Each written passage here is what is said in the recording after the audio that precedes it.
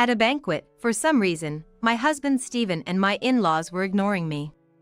The rest of the relatives reacted the same way. Feeling suspicious, I pretended to go to the restroom and secretly observed everyone from behind a cover. Then, I overheard a horrifying conversation. A barren daughter-in-law is an ominous presence itself. That's right. Talking to such ominous people might curse us too. It's better not to deal with her. Hearing these words, I was so angry that my body started shaking. Unforgivable. To be blamed for infertility and, moreover, to be ignored as if I didn't exist. It seems there's no choice but to carry out my plan right away. After slipping away from the venue secretly, my phone vibrated. It was Stephen on the call. "Hey! What have you done?" Stephen yelled in agony as soon as he spoke. I chuckled. "What are you panicking for? It's the truth, isn't it?" It seemed that an image I showed on the screen had driven Stephen into a frenzy. But the real counterattack starts now. I'm going to show him hell. My name is Melissa, I'm 35 years old. 9 years ago, at the age of 26, I married Stephen. We met at a party. Stephen, 2 years older than me, was very kind and we clicked immediately. As we started dating and thought about marriage, Stephen told me he intended to return to his hometown in the countryside to farm. The village, close to being a ghost town due to declining population, felt a crisis of becoming desolate. I was surprised, but eventually decided to follow Stephen's passionate request to join him. I, too, came from the countryside, albeit a different one. I had grown tired of living in an unfamiliar city. Luckily, my brother and his wife lived in my parents' house. Knowing that there was no need to take care of my parents later also pushed my decision. After that, things moved swiftly, and we got married. I quit my job and moved to this tiny village, Stephen's hometown. Though it's called a village, most of it consisted of Stephen's relatives. We lived in a large house originally inhabited by my in-laws, who then moved to a small annex on the next plot. They were cheerful and caring, always looking out for us. Farming was tough, but living surrounded by nature wasn't bad. Above all, the people of this village were kind. When I mentioned this, Stephen happily said, "It's all thanks to the Guardian." The Guardian is a statue, located in the village square. Not only in the square, but similar statues were scattered throughout the village. Some homes even had stuffed toys modeled after the Guardian. This village had its unique traditions. Everyone revered the Guardian as a literal guardian deity. According to Stephen, the Guardian never overlooked evil deeds and never forgave the wicked. That's why all the villagers were good people. Such legends are probably found in any old village. Thinking about this, I didn't dwell on it much. Life was peaceful, and I had completely forgotten about such things. But a nightmare was surely approaching. A few years after moving in, I had become accustomed to farming. Waking up early and quickly harvesting vegetables was my daily routine. Every day was unremarkable. But one thing bothered me. We still hadn't had any children. I was about to turn 30. I had always thought it would happen naturally, but recently, I started to feel anxious. This was because, after a few years, more people began asking, "Don't you have kids yet?" Each time, I cheerfully responded, "It's a blessing, but..." It's typical of an old farming village to bluntly ask such delicate questions. Everyone asked the same. Even my in-laws and occasionally an old man or woman passing by asked bluntly, "Why can't you have them?" I responded appropriately, but it gradually became annoying. One day, after a break in harvesting, I was called by my mother-in-law while drinking water. "Hey, Melissa. How are you managing your marital relations?" "What?" Caught off guard by such an absurd question, I nearly spit out water. "It's strange that you haven't had children for so many years. Aren't you satisfying, Stephen?" An unimaginable statement came from my mother-in-law, and I was dumbfounded. In a panic, I said, "What are you talking about? Please stop, that's not something people normally discuss," and abruptly ended the conversation. Yet, my mother-in-law continued, "It's important, you know," but I ignored her and stormed out of the room. I thought this village had old-fashioned values, but this is just ridiculous. It's creepy that they boldly ask about marital life. Having left the house, I decided to kill some time by walking to the square. Then, I saw someone. Could it be a neighbor? I tensed up for a moment. I was worried they might start talking about children again. But when I saw her face, I was relieved. It was Emily, a woman who lives nearby. Emily smiled shyly. I smiled back. Emily is the only person in the village who doesn't make rude remarks to me. She's about 10 years younger than me, so she must be around 20 now.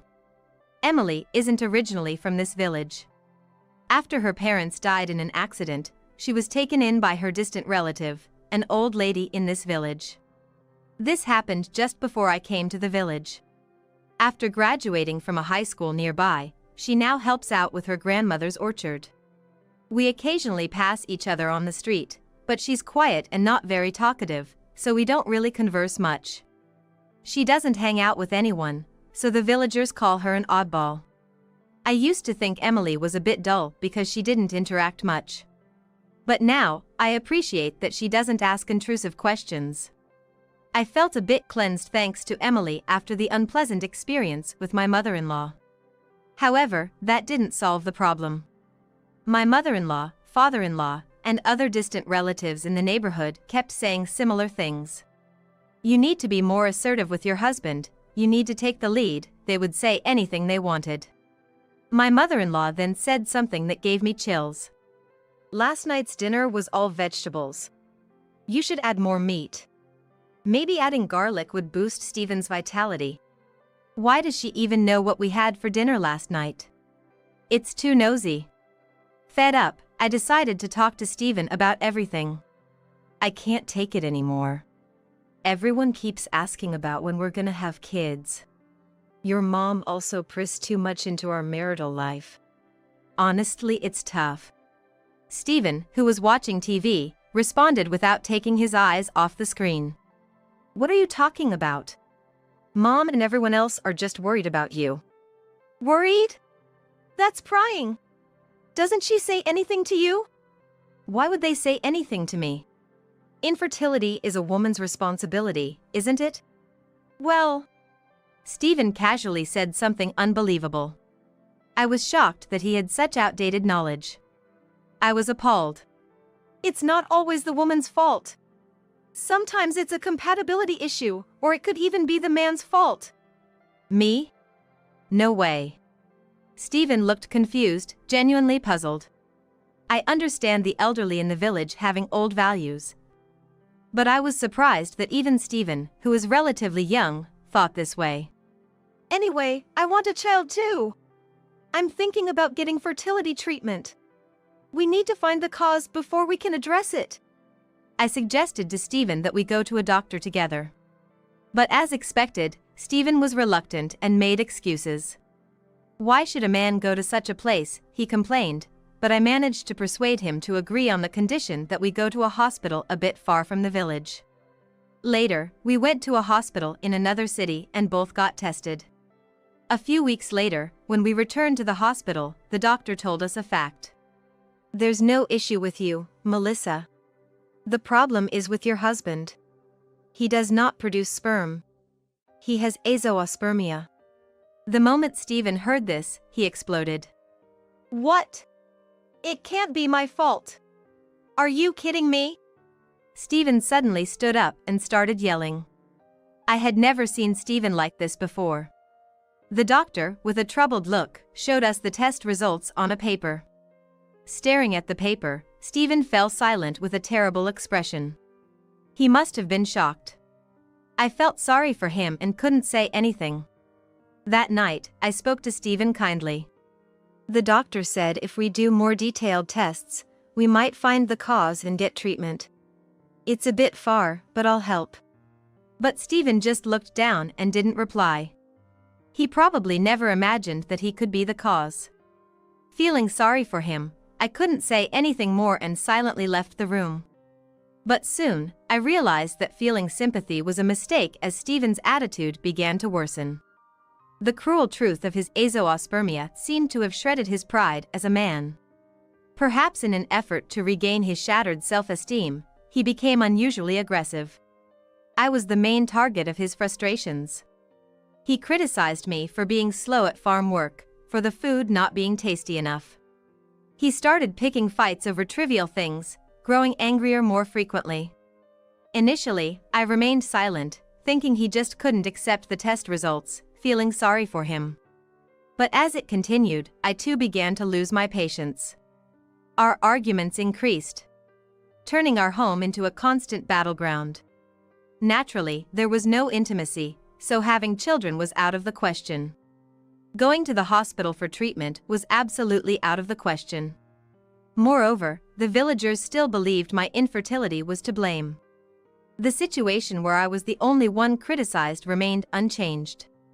I wanted to tell Stephen's parents the truth, but Stephen glared at me with icy eyes, warning, "Don't tell anyone." The thought of what might happen if I spoke up was frightening. And I didn't have the courage to do it. Besides, I wasn't even sure if they would believe me. After all, everyone's thinking was outdated. The conventional belief that infertility is a woman's fault prevailed. That's probably why Stephen had reacted so violently when he was pointed out as the cause. As this life continued, I started to feel I couldn't bear it anymore. I understood he was shocked, but this was outright displacement of blame, and I felt like a punching bag. Maybe it would be better to separate. I was beginning to think that way. Half a year passed, and Stephen's snide remarks continued. By then, I had firmly decided to get a divorce. However, the problem was once again the old-fashioned mindset of the village. Divorce was seen as disgraceful. I had heard rumors of a woman who suggested divorce being verbally abused by her husband. Considering this, it was unlikely I would get easy consent. So, I thought about leaving the signed divorce papers and fleeing the village. It was a drastic measure, but I was driven to it. I began to prepare secretly so that Stephen wouldn't notice. Then, the next month, Stephen was supposed to be out of the village for the day, delivering crops. It was the perfect opportunity. But while I was packing my bags, the front door opened. Why? There stood Stephen, who was supposed to be out. His eyes were furious as he shouted, "Where are you going?" When I remained silent, Stephen glanced at the divorce papers on the desk. You were going to divorce me? Are you kidding me? If people find out my wife ran away, it would be a disgrace.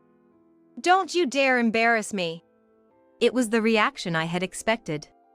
After a tirade of abuse, he threatened, "If you ever think about running away again, you know what will happen," and glared at me sharply. My plan had failed. I was desperate.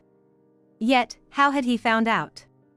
I had been careful to act discreetly. From then on, Stephen's treatment of me worsened.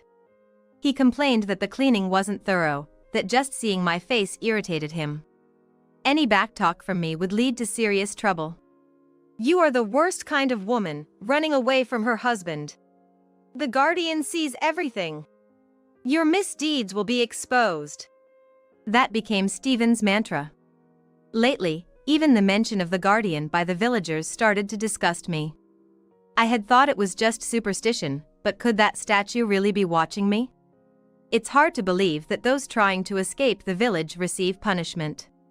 But the fact that my whereabouts and actions were precisely guessed was indeed true. I had become utterly frightened. Gradually, a sense of resignation began to grow within me. As time passed, I was about to turn 35. One day, Emily, who lives nearby, came to visit. "It's rare to see you. What's up?" Over time, Emily and I had started to talk a bit whenever we met. Unlike the other villagers who thrived on rumors and judged harshly, Emily never pried into my life and always treated me with unchanged kindness, the only woman who did so. "Melissa, there's something I really need to say." I was taken aback by the seriousness on Emily's face. I invited her inside and made some coffee. Then, Emily looked around nervously and gestured for me to come closer without saying a word. We entered a room that was now used as a storage room and seldom entered. What's going on? As I followed her in, confused, I asked her this question, and she murmured as if relieved. We should be safe here. Then she began to pour out her words as if a dam had burst. I can't take it anymore. This village actually. That's when she told me a shocking fact. It was about the true nature of this terrifying village. Months later. Since then, Emily and I had met secretly several times. After learning the truth about the village, we had been trying to figure out a way to escape. The truth Emily shared was shocking. Hearing such things only made me more eager to escape as soon as possible. But we needed to act carefully. If our plan was discovered, it would be over. It took time, but finally, the day to act was set. This Sunday. A banquet related to the Guardian, held once every few years, would gather all the village relatives. We couldn't miss this once-in-a-lifetime opportunity. Emily and I had discussed and done what needed to be done.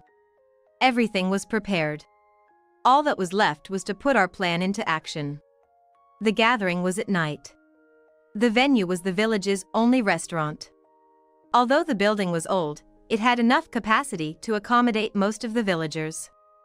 Like years ago, I went there in the afternoon to help, as I had helped before. My in-laws were there, so I greeted them with, "Good morning."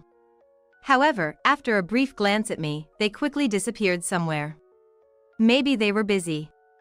Thinking so, I decided to help with preparing the food. But not just my in-laws, the other relatives too, were unresponsive to anything I asked. In fact, to be honest, they were ignoring me.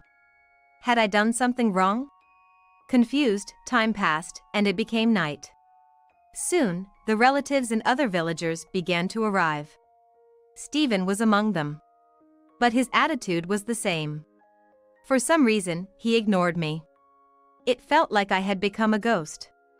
Without understanding why, only anxiety and irritation grew within me.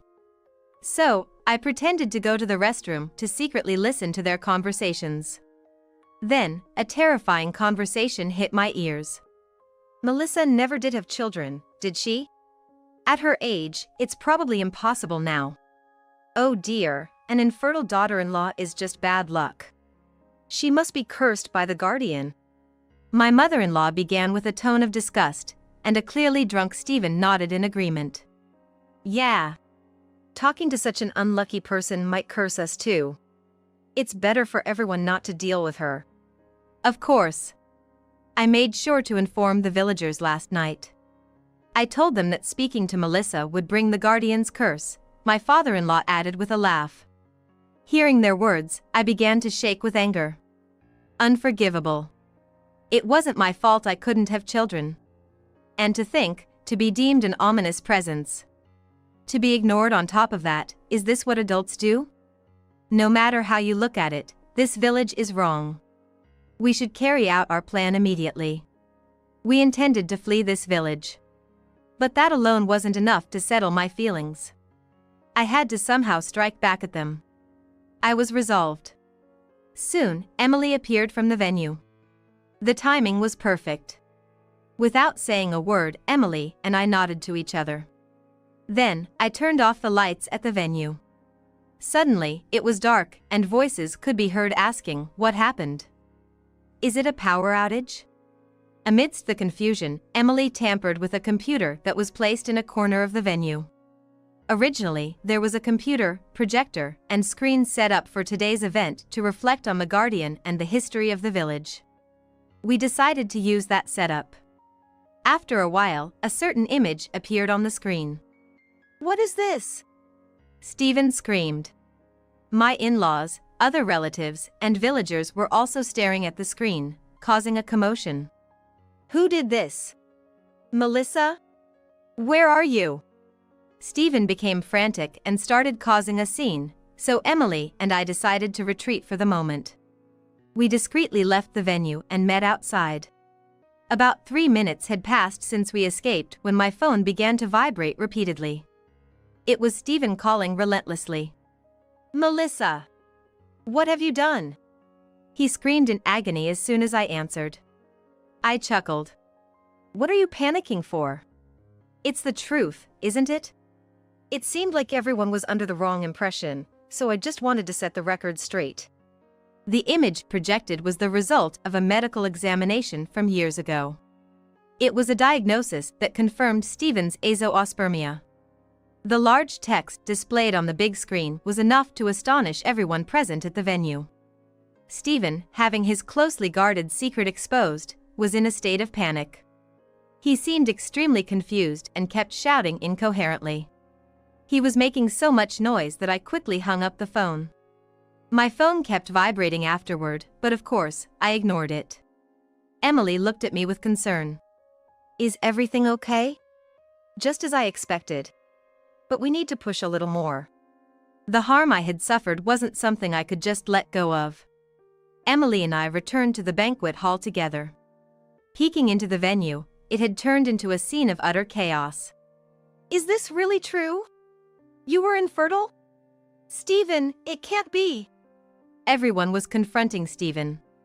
His face turned pale as he kept saying, "This is a lie, it's a conspiracy by Melissa," sweating profusely as he made excuses. The villagers had believed that our inability to have children was my fault, the woman's fault. But the truth was different. At the time of the examination, there was nothing about me that could cause infertility. It was Stephen's azoospermia that had prevented us from having children. Yet, without being able to tell the truth, I was blamed. I was reproached as if not having children was a sin, and my existence was ignored. The numerous verbal abuses and the painful days I had to endure were not something I could forgive. Emily and I entered the buzzing venue. Melissa! What are you doing? Stephen shouted at me. Don't mess with me. Doing something like this. You'll be cursed by the guardian. You'll face terrible consequences. At his words, I snapped. What guardian? You were just spying with security cameras. How creepy. As I said this, the room fell silent. Hitting the nail on the head, Stephen, my in-laws, and the villagers turned pale. Yes, the guardian was not a protective deity. In fact, surveillance cameras were installed inside the guardian. Cameras were hidden not only inside the stone statues around the village, but also inside the stuffed toys of the guardian that were displayed in our living rooms. These were monitored by board elders in a room at the community center, who watched the actions of outsiders. That's why my attempts to escape were well known. I had learned this from Emily on that day. About 10 years ago. Around the time Emily was taken in by an elderly woman in the village after losing her parents. Lonely Emily had once secretly followed her grandmother to work because she missed her. Her grandmother went to the community center. There, she and the elders laughed and chatted while watching the villagers through surveillance cameras. At that moment, Emily learned about the village's secret legacy of the guardian cameras. Shocked, Emily somewhat understood the village atmosphere. The reason rumors spread so quickly was this. It was bad enough to be the subject of idle gossip, but being watched while walking down the street or even inside the house was too much. Emily despised the village's tendency to invade others' privacy. Emily tried to stay out of the gossip. So the villagers started calling her odd for not joining their circle. She was fed up with the village, but she had no relatives and nowhere else to go. She had no choice but to endure life there. But one day, as her 25th birthday approached, her grandmother began pressuring her to go on arranged dates. You need to have children soon or you'll end up infertile like Melissa, she was told, and persistently pushed to marry an elderly widower living on the edge of the village. Naturally, Emily refused such an unreasonable demand. However, her grandmother began to threaten her, saying that such defiance would bring the curse of the guardian upon her. When Emily could no longer bear it, she thought of me, hoping I could help. Knowing the tragic experiences I had faced due to gossip, she approached me to escape the village together. The reason Emily had moved from the living room to another room that day without speaking was because she had spotted a guardian plushie there. I hadn't paid any attention. I thought it was just another plushie, common around the village. But there was a camera hidden inside it. It was likely installed by Stephen to monitor my activities. That explained why my every move seemed to be known. When I tried to escape, and even when my mother-in-law accurately guessed what we had for dinner. Because they were watching through the camera, it was obvious to them. I felt a chill at the sheer horror of it. My instincts told me it was dangerous to stay in this village. Taking up Emily's suggestion, we decided we must escape the village as soon as possible. We planned together. But was escaping enough? I felt I couldn't rest without avenging the years of mistreatment. I thought about it. First, I had to clear my own name. And then, Emily! Did you talk? Traitor! Her foster grandmother yelled furiously. But Emily glared back at her. I appreciate that you took me in when I had no one, but I can't stand living like this. Sneaking around, peeking into other people's lives, living off gossip and backstabbing, I absolutely hate it. How could you say that? The grandmother and the other villagers began to make a commotion. To silence them, I decided to deliver the final blow. I manipulated the computer and displayed new images on the screen. The images that appeared one after another shocked everyone. Stephen is flirting with a young woman in the village. My mother-in-law secretly added the juice of a dirty rag to the coffee she served at village meetings. My father-in-law put his hands around the shoulders and waist of a married woman. Emily's grandmother stealing vegetables from someone's garden. And almost all the villagers caught in embarrassing acts they wouldn't want to be known. Everyone at the venue was speechless. Stephen exclaimed, When did you take these pictures? Why was it possible to capture such compromising photos of everyone? Emily explained. It was impossible that all the villagers were good people. Knowing where the cameras were, they would have acted in the blind spots if they had anything to hide. We focused on the blind spots, places that were out of sight of the guardian statues and plushies, and identified the most convenient spots for misdeeds to occur, where we planted our own small cameras purchased online. Then, the village scandals just kept coming out. The villagers were naturally committing minor wrongs in places they thought were not covered by cameras.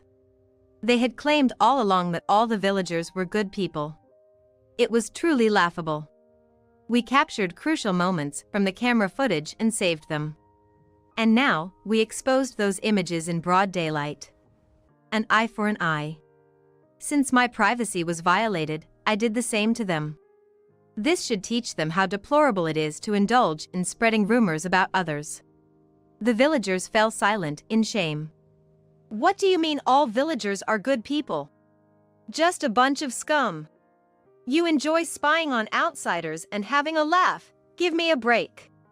I don't want to stay in this outdated, privacy-less village for one more second. I shouted loudly and thrust the divorce papers in front of Stephen. Caught off guard, Stephen stood frozen, mouth agape. My in-laws and villagers were also stunned.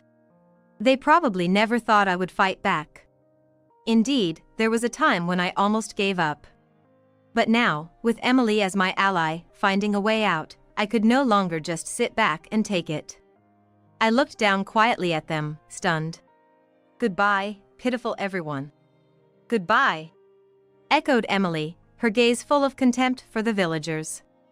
We left the banquet hall without looking back. Once outside, we picked up 2 suitcases that we had hidden in the barn. These contained all the essentials we needed for our new lives.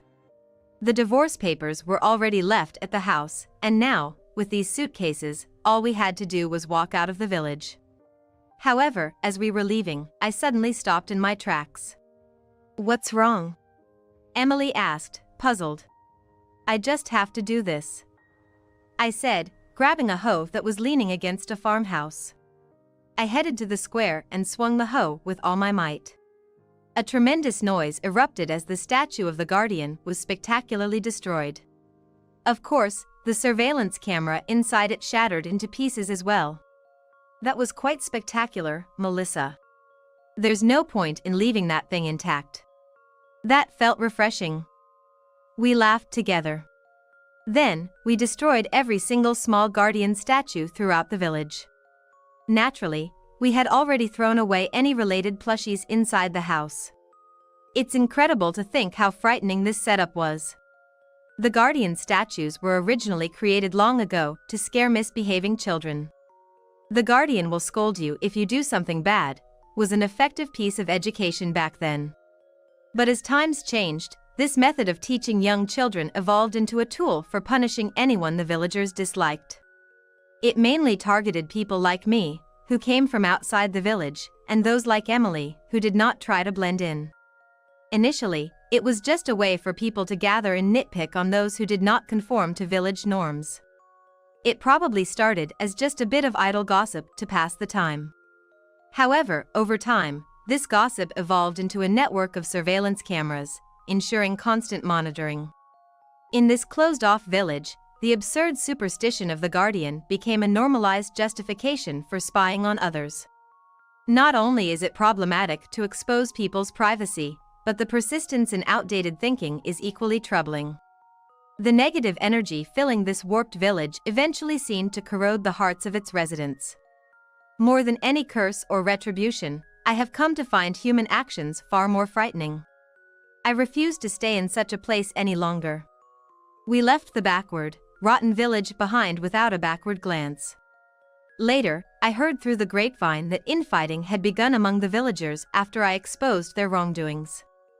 Following ugly disputes, the villagers split up. Communication completely broke down, impacting even their farming activities. Lack of coordination led to frequent mistakes, and blame shifting began. Naturally, the quality of vegetables deteriorated, and the agricultural cooperative started to complain. The village could no longer sell its produce. As a result, almost everyone fell into poverty. As for Stephen, he managed to get divorced. Worried that he wouldn't file the divorce papers I had left at home, I consulted a lawyer after leaving the village. The lawyer intervened, and it turned out Stephen did fill out and submit the divorce papers. He apparently remarried quickly because he wanted to be with the woman he had an affair with, who lived on the outskirts of the village. But with the village facing a food shortage, Stephen's household was also struggling to make ends meet.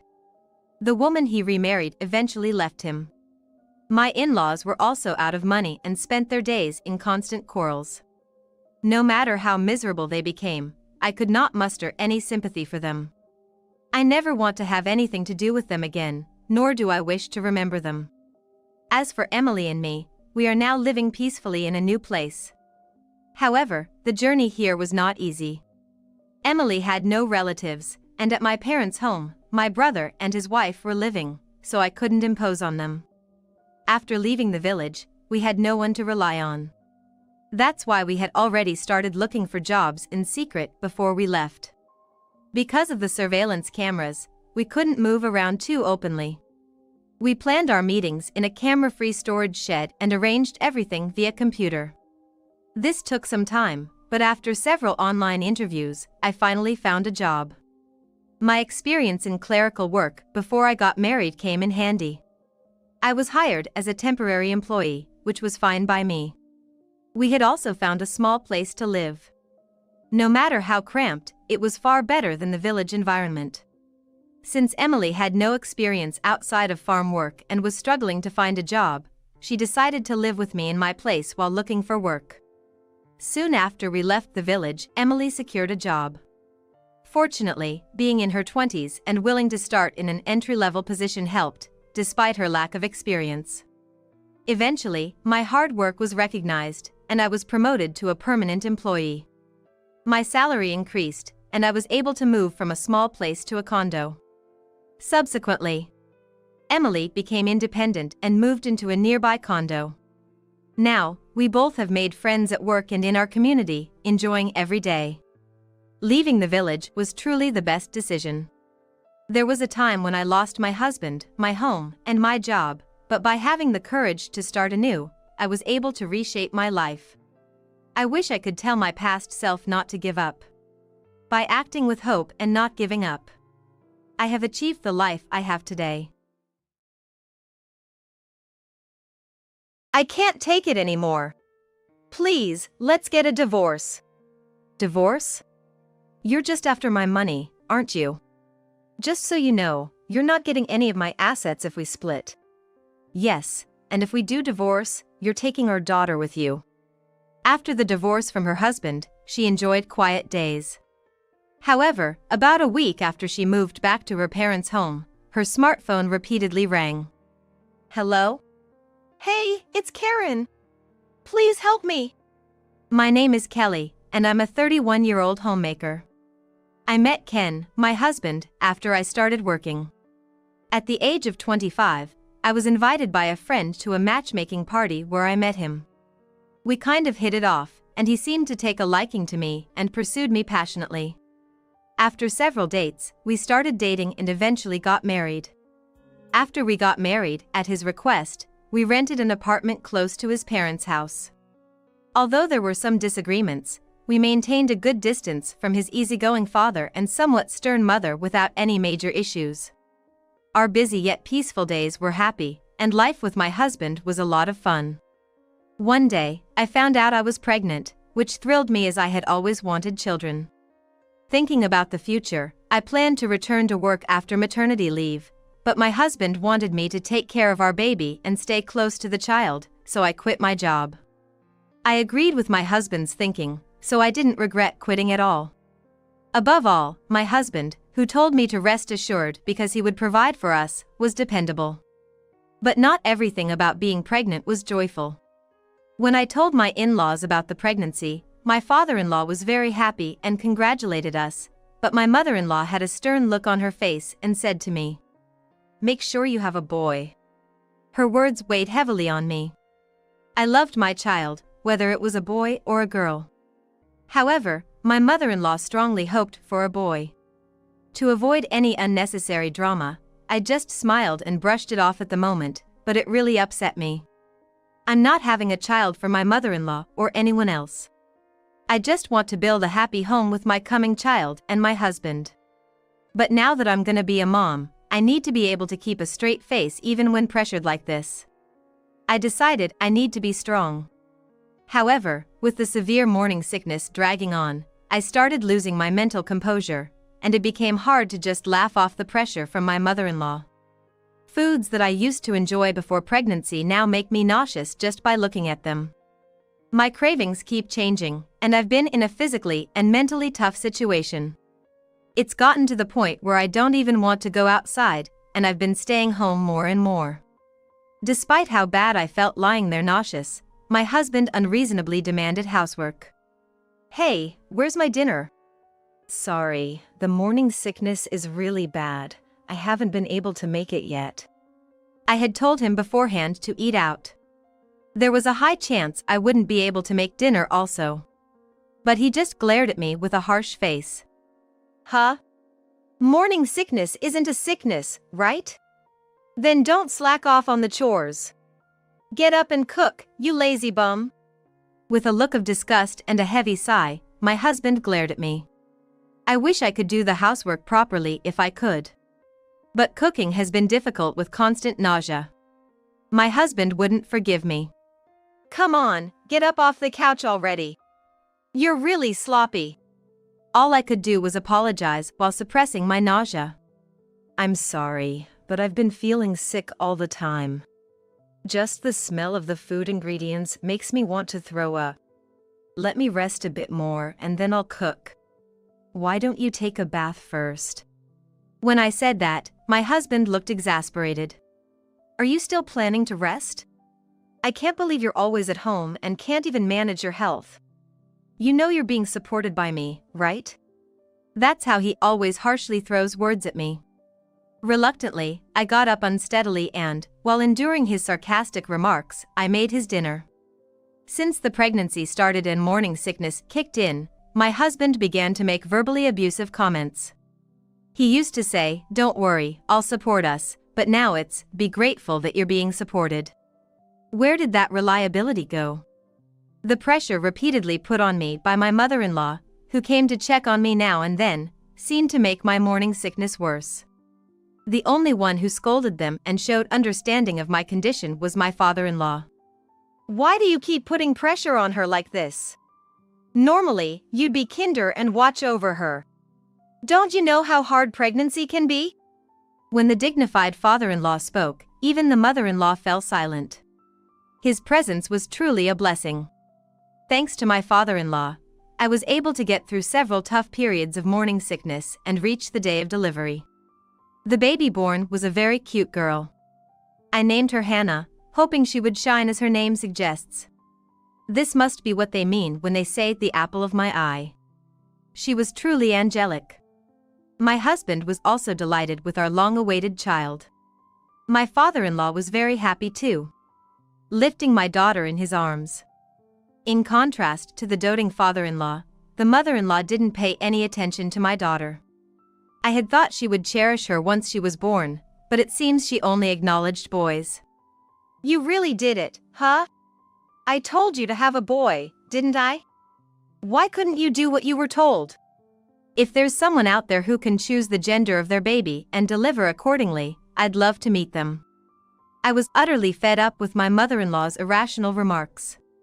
From then on, my mother-in-law acted as if my daughter didn't exist, and she started attacking me with even harsher words than when I was pregnant. Even when my daughter tried to play with her grandmother, she would quickly go away as if to say, "Don't come near." And my husband did nothing to admonish his mother. On the contrary, although he was happy right after our daughter was born, as soon as he realized how tough parenting was, he decided that housework and childcare were women's work and left it all to me. I was deeply disappointed with my husband who wouldn't help with anything around the house or with our child. It's unbelievable he wouldn't even spend time with his own precious daughter. Even our young daughter could feel she was being treated unfairly, saying she didn't really like daddy and grandma, and she didn't warm up to my husband or mother-in-law. It's no surprise they were displeased by our daughter not being affectionate towards them. But such convenient things just don't happen. The only one who reached out to help me, overwhelmed with childcare, and thought of my daughter was my father-in-law alone. He would help out with the housework, saying, "Rest, I'll handle this," and played with my daughter, showing how much he supported us. However, one day, this pillar of support had an accident while out and injured his leg, leading to hospitalization. That's when my mother-in-law's tyranny began. With my father-in-law out of sight, she began calling me and my daughter to her house more frequently, claiming it was an emergency. "Kelly, come quickly, it's an emergency." Rushing to my in-laws' house, I found my mother-in-law smirking with a broom in hand. "You're not working, so can you clean up? And do the shopping too, please." That's how she started dumping all the housework on me. At its worst, I even had to run errands to buy snacks she craved from the department store. My mother-in-law, also a homemaker with plenty of time, never worked herself. If I protested, even in front of my daughter, the sarcasm would come back tenfold. That's why I gradually stopped resisting. My husband did absolutely no childcare or housework, just loafed around whenever he was home. And my mother-in-law, thinking I should be the one moving, never once scolded him. It happened on the way back from shopping with my daughter, as instructed. Around the corner near my in-laws' house, I could hear my mother-in-law and a neighbor talking. I naturally stopped and listened in on their conversation. "My daughter-in-law is so selfish and rude, it's terrible. She complains about everything, truly the worst. My son is so kind that he looks the other way, but I feel like I need to teach her properly. Having a bad daughter-in-law is such a struggle for a mother-in-law." The topic my mother-in-law was happily chatting about was her gripes about me. As if agreeing with her demeaning tone, several people were laughing. If she thinks it's so bad, she should do the housework herself. Was everything I did for my mother-in-law meaningless? I instinctively gripped my daughter's hand tighter. And as the conversation got more heated, my mother-in-law even began to complain about my daughter. "And the granddaughter isn't cute at all. She doesn't warm up to me one bit. It must be her mother putting ideas in her head. Otherwise, she would naturally like me." I quickly covered my daughter's ears, but she might have heard a bit, as her expression clouded over. It's not me but my mother-in-law who is the reason she doesn't warm up, yet she always wants to blame others. Because of my mother-in-law spreading gossip, neighbors started whispering and looking at me suspiciously. I'd want to rely on someone, but my family is as far as a plane ride away, and I don't have friends nearby. If I stay here any longer under these conditions, I'm gonna lose it. Though I haven't planned any specific actions yet, my desire to get a divorce was growing. At least I should try to reduce the time I spend at home more than necessary to avoid my mother-in-law. If I could start working, it would distance me from my in-laws and prepare me for the future. Housework, childcare, and work would increase, but I wanted to keep my distance from my mother-in-law. For that, I needed to put my daughter in daycare. I decided to discuss it with my husband right away.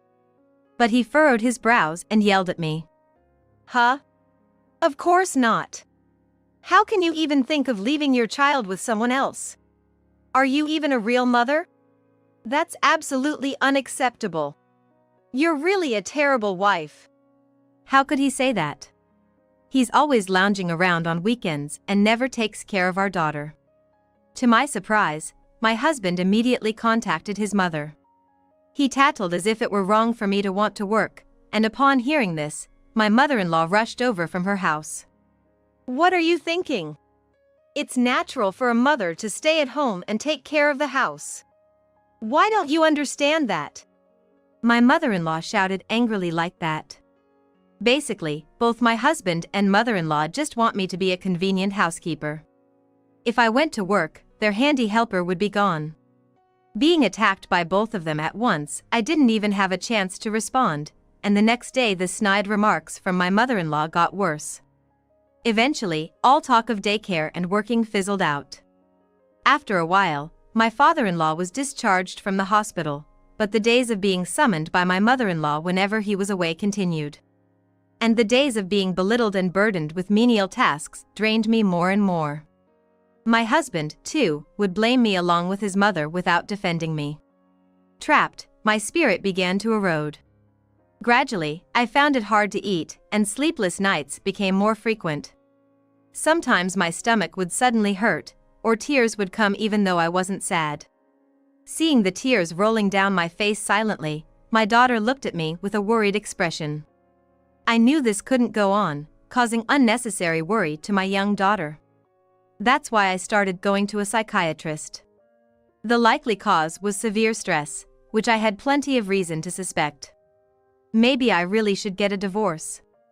Though the thought of divorce crossed my mind many times, it would mean taking away her father from my daughter. Plus, I hadn't even secured a job yet. Could I really go through with a divorce under these circumstances? With so many uncertainties, I found it hard to take that first step. But as a means of self-defense, I started carrying a voice recorder just in case.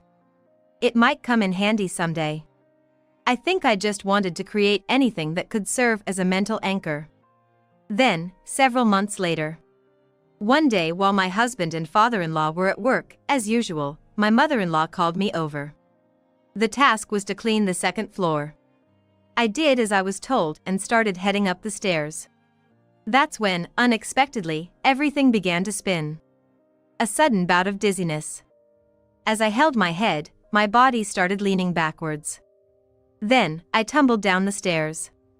When I came to, I was curled up in the hallway on the first floor. My whole body throbbed with pain. My head was foggy, and I couldn't move. Perhaps the loud noise alerted her, because my mother-in-law came to see what had happened.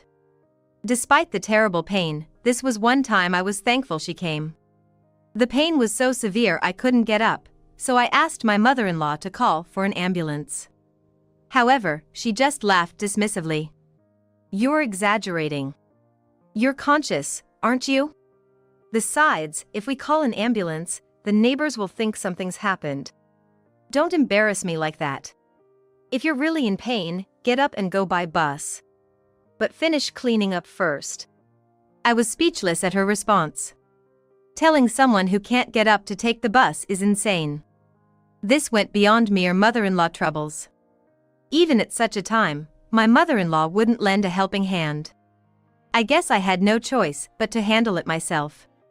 "All right, but I'm really in pain, so please let me go to the hospital first." Could you please look after my daughter for a bit? What? What are you saying? Take your daughter with you. Are you listening? I wanted to take my daughter, but it wasn't feasible to bring such a small child in my condition. It would be dangerous if I collapsed again with her there. I reluctantly left my daughter with my mother-in-law and managed to stand up using the wall for support. Even grabbing my bag was painful. In this condition, I doubted I could even make it to the bus stop. So, I called a taxi and somehow made it to the hospital despite the pain. The diagnosis was a fracture. Because I couldn't brace myself properly during the fall, I was told I needed to be hospitalized. Even though it would be a short stay, the thought of informing my husband and mother-in-law weighed heavily on me. Nevertheless, I had no choice but to contact them, and upon hearing the news, my husband and mother-in-law, visibly irritated, came to my hospital room. My frightened daughter immediately ran to my bed and tightly gripped my hand with her little hands. Tears were welling up in her eyes. Then, almost immediately, my husband and mother-in-law began shouting loudly. Hey, what are you doing? You hurt yourself and even used my money to call a taxi without asking. That's right. Dumping your child on me and going to the hospital without even finishing the cleaning. That's unbelievable. I had plans to go to the department store, and you messed them up. As they hurled relentless insults at me, my stomach began to ache as usual. If only my husband would help with the housework and childcare, and if only my mother-in-law wouldn't delegate chores to me, maybe I wouldn't have had the dizzy spell on the stairs. I was fed up with their selfish behavior that seemed to last forever. Thinking about enduring this situation until my daughter was grown up, about 20 years from now, left me speechless. And finally, I let out my feelings to them unrestrained. I can't take it anymore. Please, let's get a divorce. The words I had hesitated to say just flowed out of me this time. It must have been because I was so distressed. There was a moment of silence that followed. Both of them stared at me with wide eyes. But the next moment, my husband and mother-in-law burst out laughing. Divorce? You're after my money, aren't you? Just so you know, you won't get a dime of my assets if we divorce. That's right, and if we do divorce, you should take our daughter with you. I don't want a granddaughter like her anyway. Thinking that I, a jobless woman, couldn't possibly divorce, they continued to disregard their own words and actions. They smirked and laughed as they left the hospital room, spouting insults at me. I then stroked my daughter's head, who was looking at me worriedly. I had finally brought up divorce. Though I was concerned about depriving my daughter of her father, it was more important to remove her from such a toxic environment. Unable to leave my daughter with my husband and mother-in-law who had just left, I reluctantly called my parents who lived in a distant area. It had been a while since I heard my parents' voices. I told them I might be getting a divorce, about my fracture, and that I wanted to leave my daughter with them until the divorce was finalized. My parents sounded alarmed and immediately said they would come over. They quickly booked plane tickets and made their way to the hospital. Kelly, are you okay? When my parents arrived in the hospital room, they looked at me and my daughter with concern. As I detailed what my husband and mother-in-law had done, my parents had stern expressions on their faces. I couldn't stop crying as I talked. You've endured so much, but I wish you had reached out to us sooner. You are always our precious child. I'm sorry, Mom and Dad. I was relieved that my parents listened to my story. But it must have been hard for them to tolerate their child being treated so poorly. After asking me to wait a bit, they left and actually went to confront my in-laws. When they returned, they shared what had happened at my in-laws' house. My father-in-law was there too, having returned from work, and after hearing everything from my parents, he immediately apologized. I am truly sorry for hurting your precious daughter. Then, he turned to my husband and mother-in-law, visibly angry. What are you doing? Did you enjoy bullying my daughter-in-law while I was away? I didn't raise a son to be such a disgrace. And you, behaving like this as a wife, embarrass me. What do you think of your granddaughter? Rejecting her because she isn't a boy or because you think she isn't cute, what right do you have? It seemed that my father-in-law was genuinely angry, but my mother-in-law and husband showed no signs of remorse and kept making excuses. Every time they opened their mouths, it was to blame me and absolve themselves of any wrongdoing. Seeing that they remained unrepentant even after being scolded, my parents were utterly dismayed. They then told me to go ahead with the divorce and expressed their support for my decision. After a short hospital stay, I was discharged, and with the divorce papers in hand, I headed straight to my in-laws' house. Determined to focus only on my daughter and avoid any further involvement with my husband and mother-in-law, I went to their house to express my intention to divorce. When I did, my husband suddenly exploded in anger and started yelling at me. You were actually serious about getting a divorce. How can you even divorce without a job? It's terrible that you involved your parents in this mess. And it's your fault that Dad scolded me. He ranted and attacked me with his words. It's because of your own actions that you got scolded. You reap what you sow. Just sign this because I'm getting a divorce anyway. I maintained my composure and stood firm. It was childish of my husband to blame me for getting scolded when it was his fault. As I pressed the issue of divorce, my mother-in-law grabbed my arm and shook it violently. Kelly, you must have charmed Dad. I can't let my guard down around you. You're the worst. That's not true at all. Let go of my arm. I shook off my mother-in-law's grip, and then my husband glared at me. Just as my mother-in-law raised her hand to strike, my father-in-law intervened loudly. Hey! What are you doing? His shout made my husband and mother-in-law shrink back. Even I was a bit frightened by the rare anger shown by my usually gentle father-in-law. In the ensuing silence, my husband was sweating and fell silent, while my mother-in-law began to tremble, baring her teeth and clenching her back teeth with tears welling up in her eyes. She was staring at my father-in-law. Why do you always take her side? You are my husband, you should be on my side. You must be charmed by this younger woman, that's it. She shrieked at my father-in-law, attacking him. It was all just baseless accusations, but she didn't stop. Disgusted, my father-in-law retorted. Why can't you see anything beyond your own perspective? I am stopping you because what you are doing and saying is wrong. Take a moment to reflect on your own words and actions. Despite my father-in-law's words, my mother-in-law was so enraged that she couldn't be calmed. Shut up. You should just be on my side. If you preach at me anymore, I'll sue you for emotional abuse. Then she began throwing dishes and glasses, starting a rampage. Both my husband and I watched in dismay as my mother-in-law lost control. Seeing his own mother break down, my husband started to lose it too. Are you kidding me? It's your fault. You're a curse. Get out of my sight now. He yelled those words. I was scared, but I remained firm and said, I won't leave until you sign the divorce papers. With bloodshot eyes, my husband violently signed the divorce papers. I quickly collected the papers and bowed to my father-in-law. Father-in-law, I truly appreciate all you've done for me.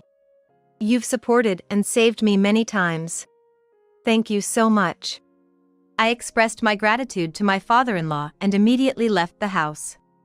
The signed divorce papers were successfully processed, and the divorce was finalized. Now, I could finally get away from my husband and mother-in-law. Though relieved, just divorcing was not enough to settle my feelings.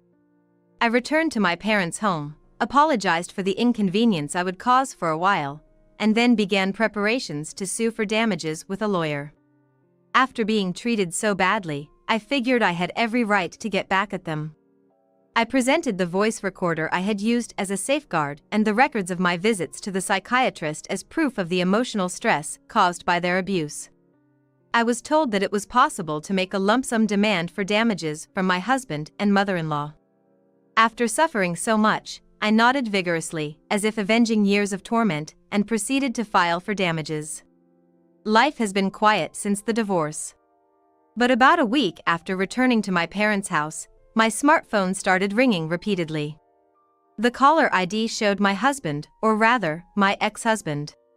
Since the divorce was finalized, the only remaining interactions concerning alimony and child support should be handled through my lawyer, so there was no need for me to answer his calls. Initially, I ignored the calls, but they kept coming without a break. After much hesitation due to the incessant calls, I reluctantly answered the phone. Hello? Kelly, please help. Ken is in big trouble. It was my mother-in-law's voice on the other end. Sounding panicked. I could hear Ken's yelling and a man shouting in the background. As I managed to get the situation from her, it seemed that Ken, upset about being sued for alimony and child support, had tried to storm my parents' home. However, due to his erratic behavior, he was stopped by a patrolling police officer for questioning. Agitated, Ken took an aggressive stance and ended up striking the officer. My mother-in-law was calling to try to prove that it was my fault for suing him, as she believed this triggered his breakdown. I could hear the argument between the police officer and my ex-husband over the phone. Come quickly and prove Ken isn't at fault. It's your responsibility for angering him. Her logic made no sense. I coldly responded, "We're strangers now, it's none of my concern." My mother-in-law pleaded, "Please help," in a trembling voice, but I hung up without further discussion. I immediately set my phone to block her number. About a month later, my father-in-law contacted me to update me on Ken and my mother-in-law's situation. Ken had been arrested for assaulting a police officer and was subsequently fired from his job when his arrest became public knowledge. Now he is working part-time and using his savings to send child support and alimony. My mother-in-law, undeterred by the debacle she caused and trying to involve me in further trouble, faced a divorce proposal from my father-in-law due to her actions. The lies my mother-in-law had spread to demean me were exposed by my father-in-law, and as a result, she left, shunned by the neighbors. Currently, my ex-husband and she are living a meager life together in an apartment. On the other hand, I've successfully found a new job and am now enjoying happy days with my daughter. With the ties to my ex-husband and mother-in-law cut, my daughter's smile has increased. She's making lots of friends at preschool and excitedly tells me about her day. I plan to keep working hard to protect this smile of my daughter and create many more memories together. Huh? Sophia, did you make a new friend? My daughter Sophia is good at drawing and always shows me her works. But that day, the picture Sophia showed me had a girl I had never seen before. No matter how much it's a 6-year-old's drawing, I can usually tell who her friends are if I see them every day. Is this girl a new friend? That's what I thought when I asked her, but Sophia gave me an unexpected reply. This is my sister. But she has a different mom. Sophia said this with an innocent smile. Sophia's sister? A different mom? What is Sophia talking about? Unable to understand the situation, I rushed to my brother, who is a lawyer. My name is Emily. I'm a 29-year-old illustrator working from home. I met Chris at a mixer during my senior year of college, and since then, we've been living happily as a family of 3 with our daughter, Sophia. At least, that was the plan. I usually don't attend mixers, but at that time, there was someone who wanted to meet me. My friends, not wanting to miss out on a mixer with businessmen, pleaded with me to go, and I reluctantly attended. At this mixer, Chris pursued me earnestly, and as someone who was completely out of the dating game, I was swept off my feet by his charm, and we started dating. We ended up getting married the following year when I got pregnant. At that time, I was 23 years old, just about to start my career, and Chris was 3 years my senior at 26. My parents were strongly against marriage. But I was already head over heels for Chris and couldn't consider not having his child. In the end, I went against my parents' wishes and married Chris. I didn't know it at the time, but this was the beginning of my misfortune. Shortly after we married, I found out that Chris had been lying about various things. First, he wasn't a businessman but worked at a nearby factory. He also had a previous marriage and, in fact, had a child. I wouldn't have refused to marry him if I had known, but I was shocked that it had been kept from me. Chris thought that no one would accept him if they knew he worked at a factory. He thought no one would marry him if they knew he had a child from a previous marriage. Both lies were told out of his desire to marry me and stay with me. At the time, I was flattered that he wanted to marry me so badly. I was happy, believing he truly loved me. The reason for his divorce was that his wife had cheated and left home with their child. Clearly, it was his wife's fault, but it didn't change that it was his child. Chris told me he was sending $1,000 a month to his ex-wife as child support. Isn't $1,000 a month too much for child support? I did think that, but Chris wanted to provide, even if it meant stretching financially, because he couldn't be with his child. I saw Chris as a pure and kind person. After we got married, to save money, Chris moved into my place. I had been working from home as an illustrator since college. After winning a contest in my junior year, I started getting various job offers from companies and even held a solo exhibition.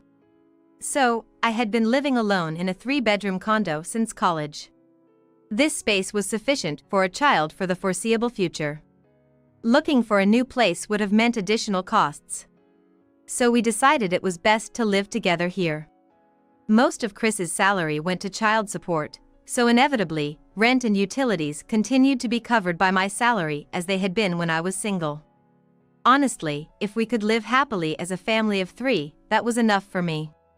However, after our daughter Sophia was born, Chris started coming home less and less. Chris's factory operates on a fixed rooster, so there shouldn't be any overtime, but he started coming home late, saying there were machine troubles. It started as just a few times a month, but by the time Sophia was 2, Chris would come home late from hanging out after work, saying things like, "I was invited by my colleague," or called by a buddy. Additionally, on weekends, he would leave for visitation days with his child from his previous marriage. Eventually, Chris rarely came home, and when he did, it was just to get some spending money. Then 4 years passed. One day, when Sophia turned 6, I got a call that my mother had suffered a stroke. Thankfully, she was not in life-threatening condition, but she needed to stay in the hospital for about 2 weeks. My father was traveling abroad for work, and like me, my brother had moved to the city and was thriving as a lawyer. I was the only one who could take care of our mother. I explained the situation to Chris and told him I wanted to go back to my parents' home until my mother was discharged. It's a 3-hour by plane from our home, so commuting between home and the hospital was not feasible.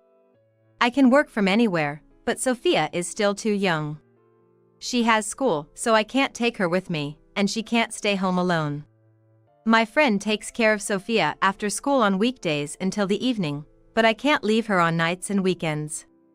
Chris, who hardly ever comes home, was the only one I could ask to take care of Sophia. I told Chris that even if it was just for this period, he needed to come home after work and look after Sophia. Chris, while concerned for my mother, reluctantly agreed, making a clearly reluctant face. "Sophia will be at her friend's house until 6, so go pick her up.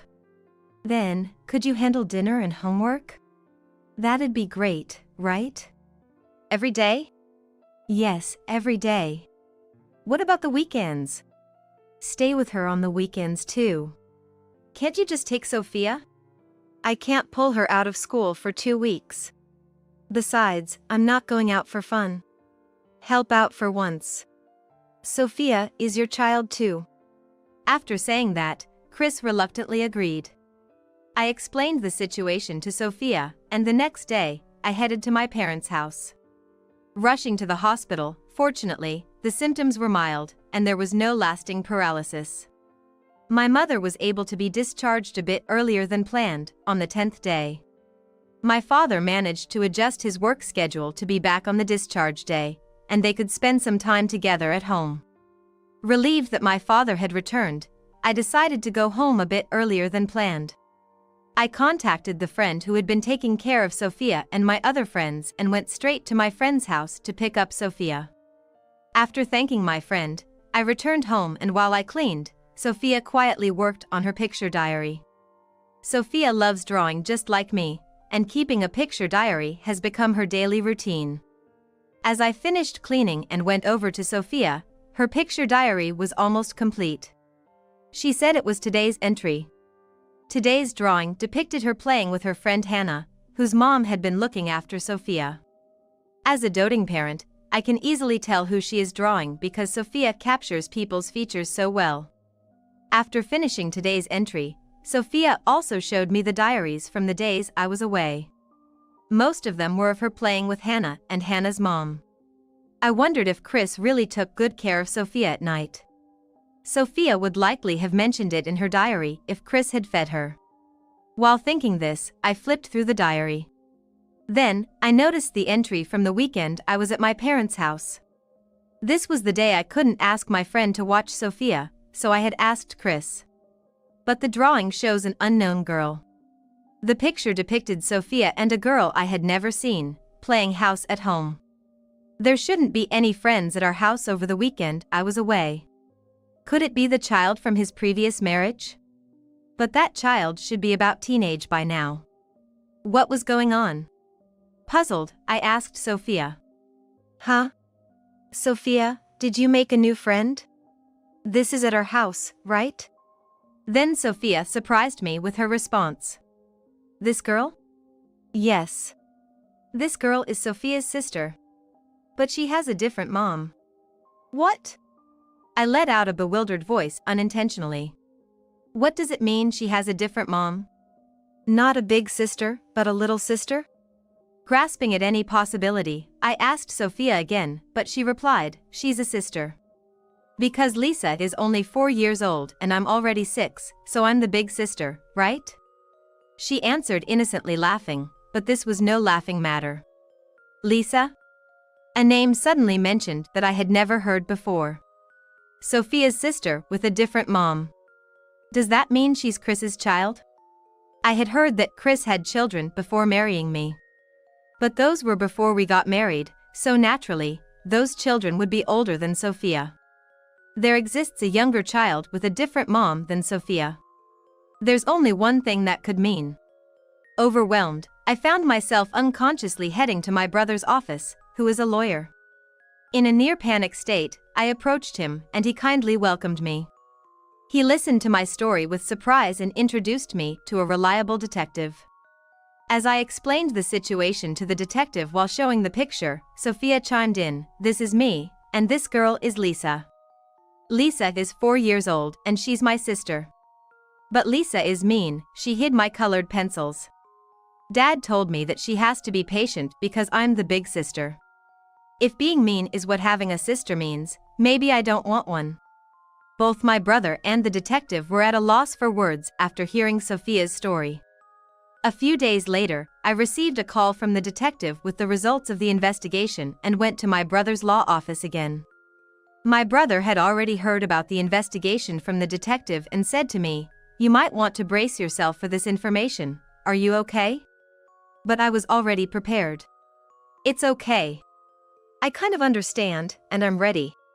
However, the results of the investigation were beyond my imagination. Chris seems to be having an affair. Well, that figures. Just as I imagined. When I asked, the detective seemed hesitant to continue. "This is where you really need to brace yourself. Are you sure you're ready? Does that mean the affair partner is someone I wouldn't expect?" Various people popped into and out of my mind. It couldn't be Hannah's mom, could it? No, that can't be. In the end, the only people I could think of were other moms. There's no use thinking about it alone. Please tell me. I resolutely told the detective to proceed, and he nodded before beginning.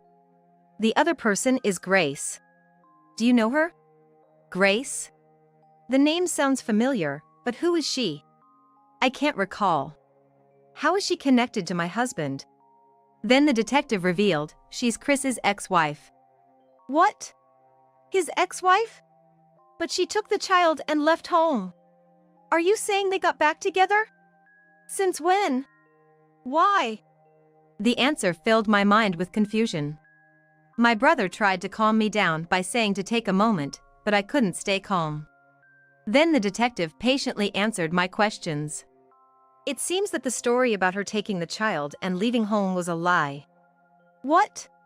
Chris was the one who left home. Apparently, their divorce was not because of discord. Their relationship continued even after the divorce. Wait, that doesn't make sense. They were getting along but suddenly divorced, and Chris left home. But their relationship continued? Yes. By the way, the child at that time, Karina, seems to be with Grace's parents. The only thing that matched the story I heard from Chris and reality was the fact that Chris and Grace had divorced. Sorting through the detective's information, it turns out that Chris and Grace got married shortly after high school due to an unexpected pregnancy. Chris then dropped out of college to start working at a factory to support the family. But his salary during his first year of day shift work was meager, and they struggled to make ends meet. Despite this, Grace was unsupportive, complaining about the crying child, pushing Karina off to her parents, and living lavishly without working, buying brand items. Living with Grace under such conditions meant inevitable financial hardship.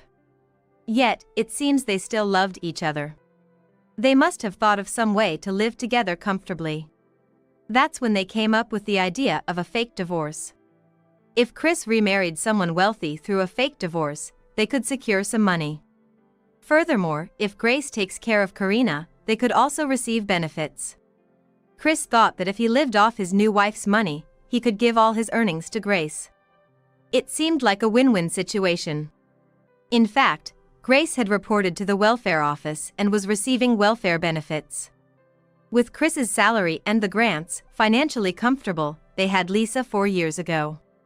The weekend visits Chris claimed to be making to see his child from his previous marriage were not to see Karina, but to see Lisa, who was born 4 years ago. Even his weekday outings were visits to Grace. But despite his ongoing relationship with Grace and his affection for Lisa, Karina was still left with Grace's parents. I was stunned by their reckless actions. I felt no anger, sadness, or frustration. I was just utterly dumbfounded at them and at myself for being cluelessly content these past 4 years. But what disgusted me even more was how these two selfishly dragged countless others into their mess. Thinking of Chris probably at Grace's place even today made me want to confront them immediately, but my brother stopped me. He was right. Storming in there impulsively would only lead to them brazening it out. That wouldn't happen. I decided with my brother to carefully plan our next steps. I told Chris that our mother would be staying with my brother for her recovery, and that I would also stay there with Sophia for a while, and then left with Sophia. Having rented a condo near my brother's place during college because I felt safer there. I never imagined this decision would come to my rescue. My brother warmly welcomed us, and we began a temporary cohabitation. A few weeks later, as my brother predicted, Chris contacted me. He was furious on the phone. Hey! What have you done? What is all this about? You won't get away with this. That should be my line. Does he even realize what he's done? Yet, I headed home to put the final touches on my plan. Having arranged for Sophia to stay with Hannah's mom. When I arrived, predictably, Grace was there too. "This is my house, you know." Chris still demanded, "What the hell have you done?" He didn't even try to hide Grace's presence. But soon after realizing he wasn't dealing with just me, he was lost for words. Yes, I had returned with not just my brother but also Chris's parents. After explaining everything to them, they knelt down and offered their help. I confronted him coolly. "What do you mean by what have you done? What are you talking about?" Chris probably hadn't expected me to be so assertive. He stammered, "Well, I mean..." He struggled to speak. Grace, seeing Chris's parents, tensed up and looked down. Were they giving up too soon? I pressed them, "You won't know unless you talk. Explain what happened with your own words." Not that I didn't know already, but it's important to hear it from them. I pressed them hard. "The welfare office called about the support allowance.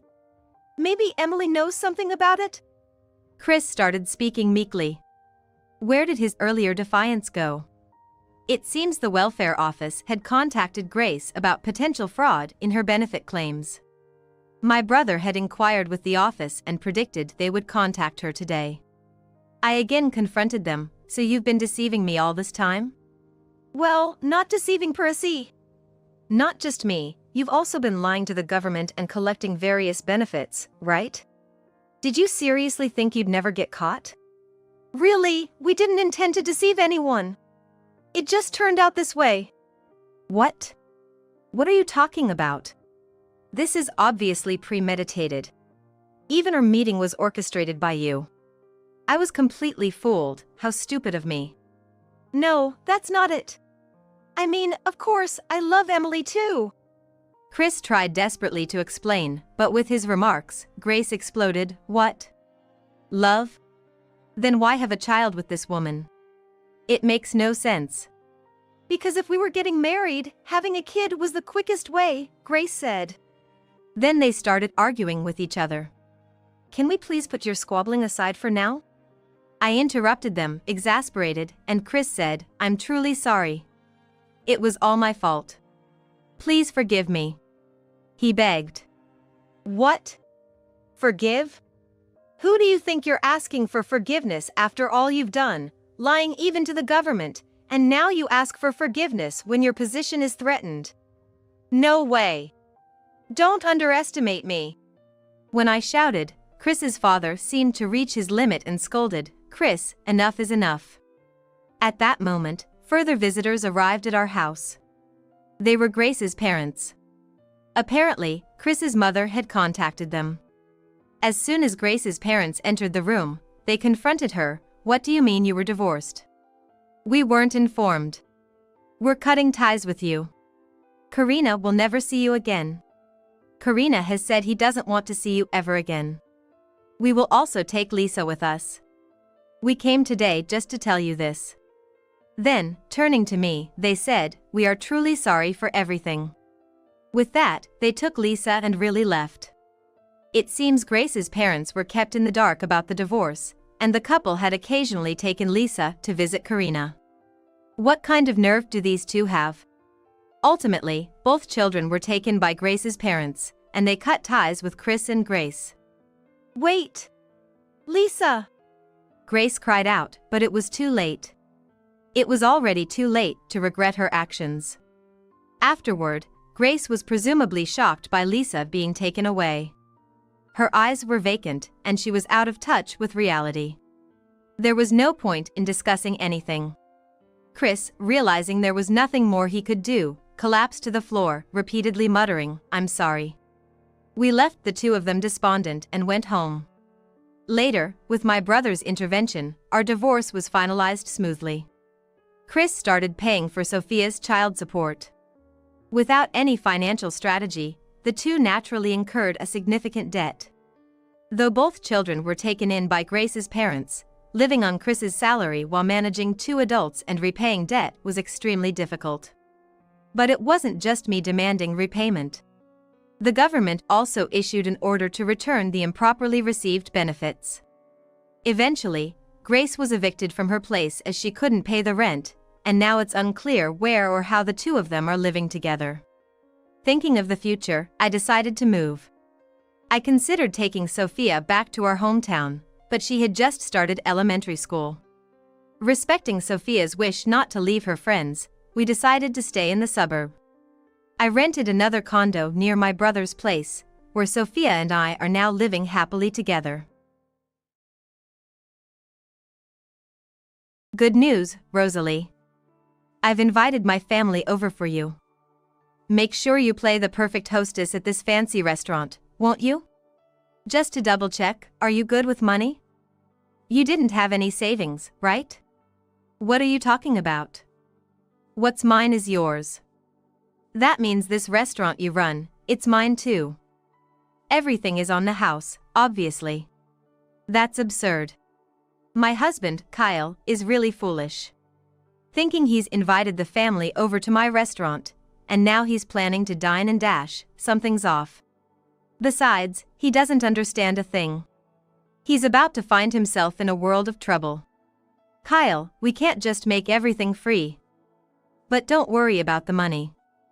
I know you don't have savings, and I knew you were going to invite the family today, so I billed someone else in advance and got the payment already. Don't lie to me. I didn't tell you anything about inviting the family. And none of the relatives mentioned being billed? Saying that, my husband pointed towards the relatives. His parents, his brother and his wife, and a few other family members were chatting with a nearby waitress. Watching this, he smirked and mocked them, while I struggled to hold back my laughter, twitching around the mouth.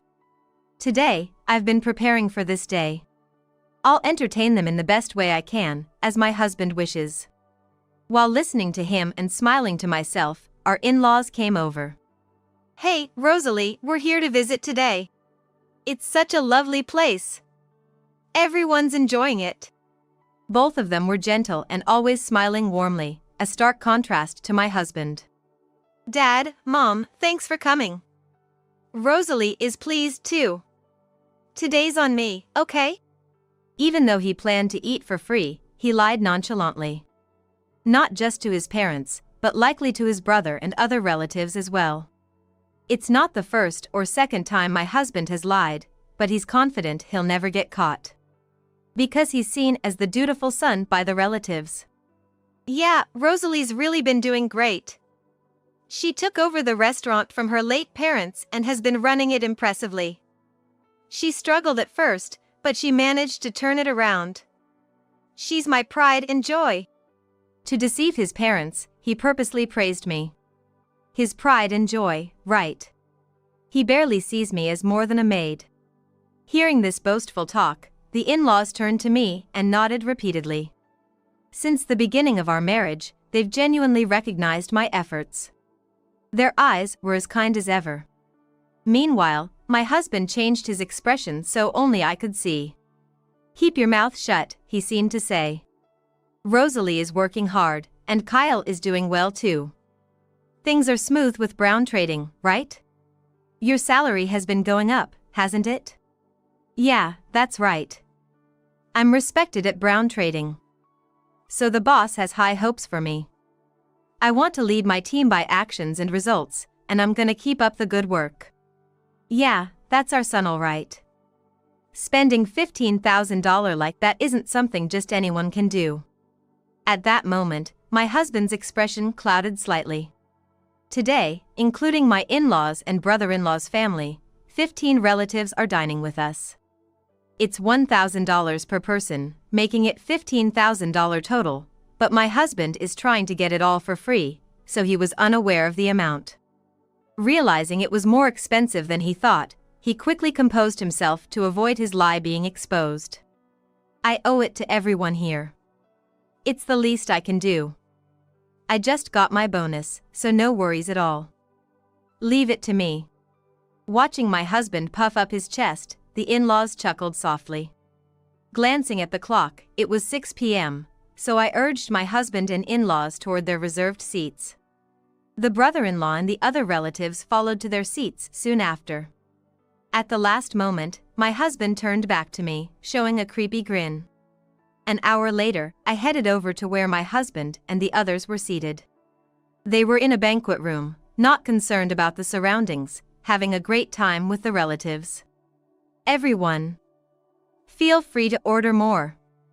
It helps the restaurant's sales, and Rosalie will be thrilled, so don't hold back. With each word of thanks to Kyle, came an equal number of extra orders. Combined with the banquet course meals, the total had already exceeded $20,000. Everyone knew my husband was an elite at a big corporation with a high income, and no one doubted that today was his treat. While some relatives were hesitant, it seemed like my husband was almost forcing them to order. This was when I decided to approach my husband and make a fact clear loud enough for all relatives to hear. Since it's Kyle's treat, I had $60,000 transferred yesterday. So, everyone, please eat as much as you like without any reservations. The relatives buzzed with surprise. $60,000. Wow. Classic Kyle, were words of near admiration that flew around. While the relatives reacted like this, my husband had a bewildered look, clueless about what was going on. I didn't miss his expression and added a line to start my counterattack. Well, the $60,000 isn't for the food, it's for alimony, actually. At my words, a puzzled look appeared on the faces of the buzzing relatives. An uncle next to my husband involuntarily asked, "Alimony? Kyle, what's this about alimony?" "No, I don't know about any alimony. Sometimes Rosalie jokes around, so please don't mind her." "Come on, Rosalie, don't upset everyone with jokes like that." With that, my husband tried to play it off, but he was clearly the most troubled. His face was smiling, but his eyes were not. The way he looked at me was terrifying, but I didn't stop. "Kyle, you're the one making uncomfortable jokes here. I think it's time the family knew that, right?" With that, I handed a piece of paper and a bank book to my husband. As he examined them closely, his face turned pale. "The alimony is for cheating. Kyle has been unfaithful. He's not the person you all think he is. He can lie and deceive people without a second thought. Until moments ago, the relatives were having a blast, but they suddenly lost their words, and the banquet room was enveloped in an eerie atmosphere. The document I handed to my husband was the original alimony claim, and the bank book showed a record of a $60,000 transfer. Everyone was focused on my husband and me, and silence fell for a few seconds, but it was my husband who broke it. "How funny, Rosalie, that's quite something. It looks just like a real estate and a bank book. But really, this is going too far. There's no way I would cheat." It seemed like he had switched modes already, showing his usual confident demeanor. But that confidence quickly faded, and I couldn't help but smile. "What are you talking about, Kyle? You're the one who's gone too far.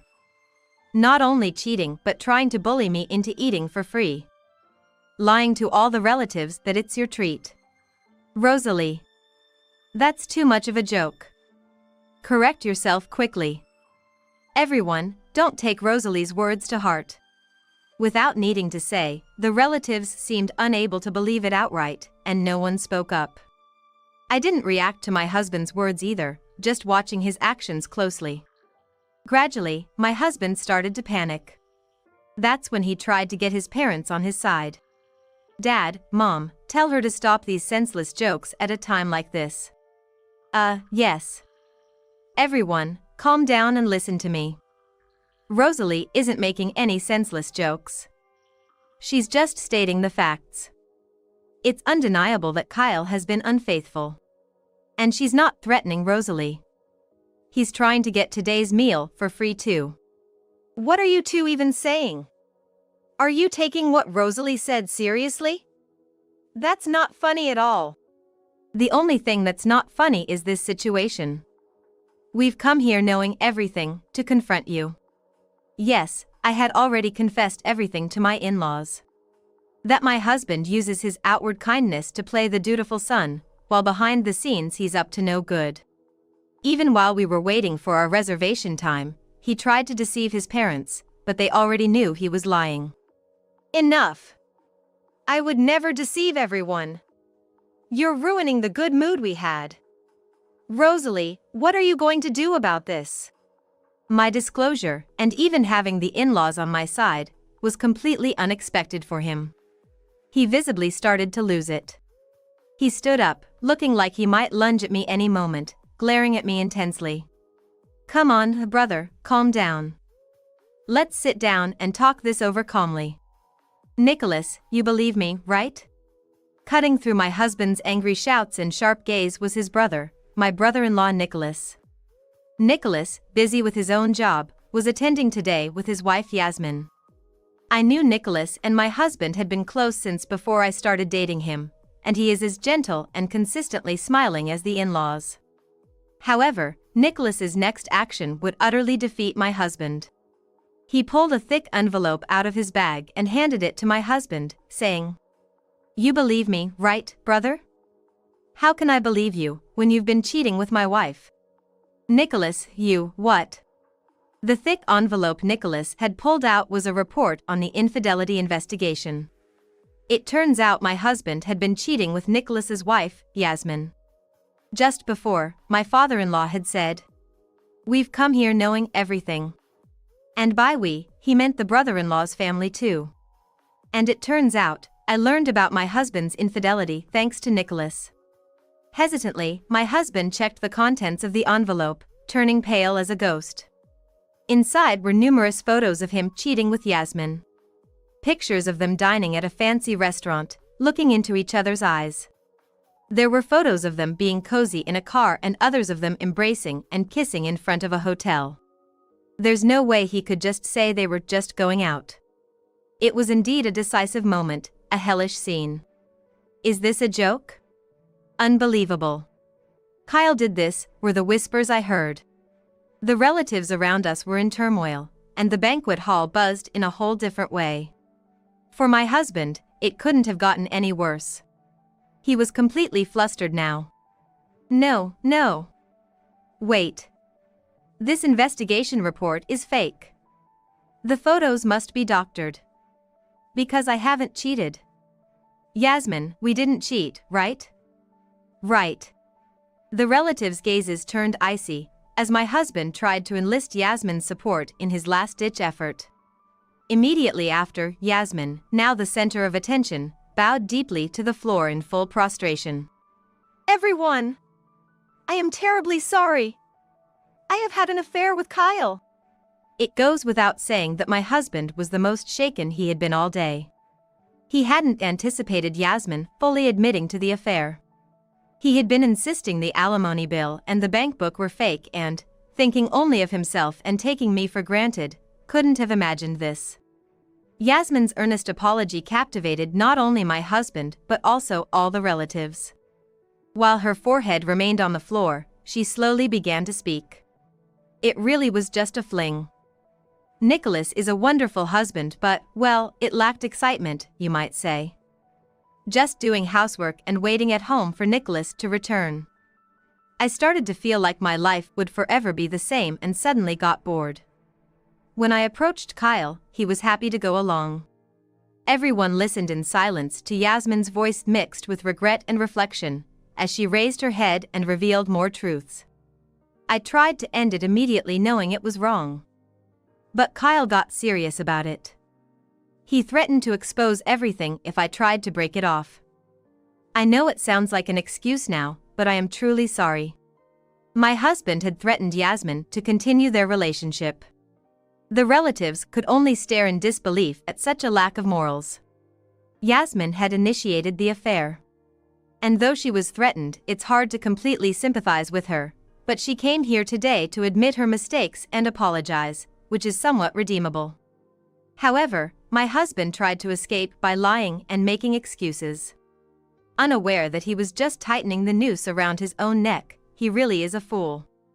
Brother, it's all useless. Rosalie, and our parents know everything. I'm going to demand alimony from you, and you're going to pay. Nicholas, when did you realize? You even did an investigation. You must have been sure, right? Yes, I heard it from someone. I truly despise you, brother. Right, Rosalie? That's right. It wasn't just Yasmin, he had his hands on other women too. What, Rosalie, how much do you know? Just give me a break already. Too bad, Kyle. I know everything. And if anyone should be asking for mercy, it's us. I never thought you'd even make a move on an employee at the restaurant. After saying this, I called a woman to the banquet hall. This woman was the waitress who had been talking with the in-laws, Nicholas and Yasmin, and several other relatives while they waited for their reservation time. Turns out, while having an affair with Yasmin, my husband had also been making advances towards this waitress. She was also attending the same school with me back in student days. Before even consulting Rosalie, who is the restaurant owner, she came to me. Kyle had threatened to destroy your family if you spilled the beans to Rosalie. You're really horrible. Nicholas had taken the waitress's consultation seriously and began to monitor my husband. That's how he found out about the affair with Yasmin. After hearing about this from Nicholas, I consulted with the in-laws and decided to support the waitress, leading to this moment. The waitress trembled slightly as she looked at my husband. She clearly still frightened of him. When the relatives saw the waitress, they all stood up and surrounded my husband.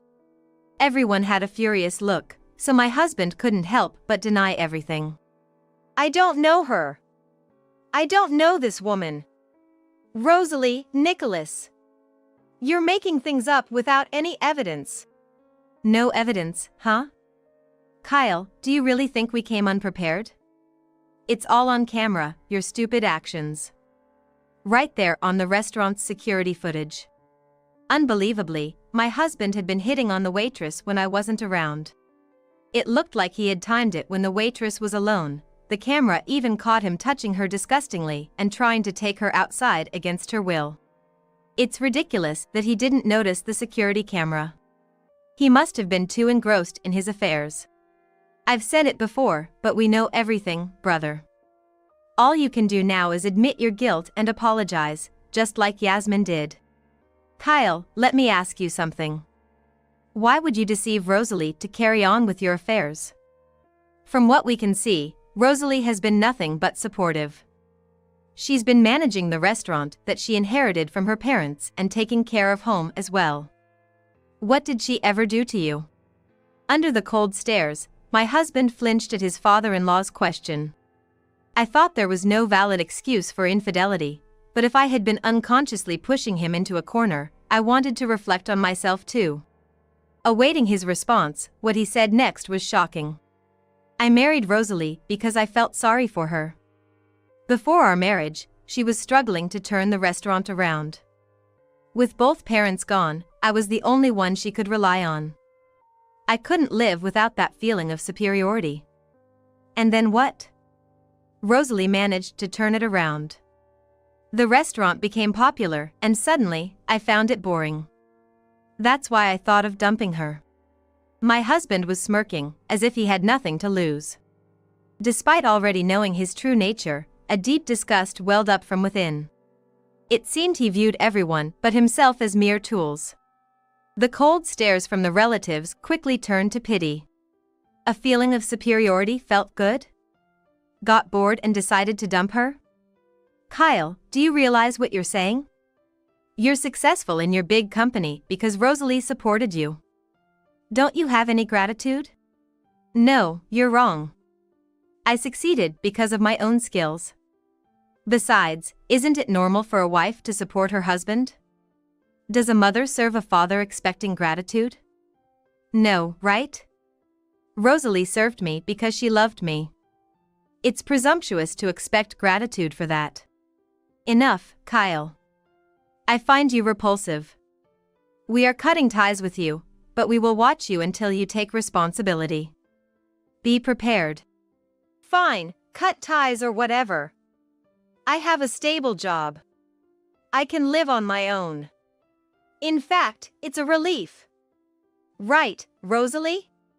You can enjoy life more without me around. I'll pay whatever alimony or anything else, so don't worry. My husband laughed, seemingly without a care.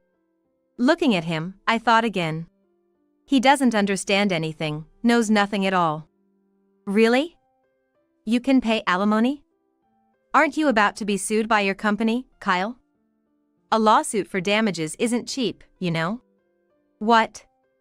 The company's suing me? That's ridiculous. You were bragging today, weren't you? That you're respected at Brown Trading. That your boss has high expectations. That you lead your subordinates with actions and results. But it was all lies.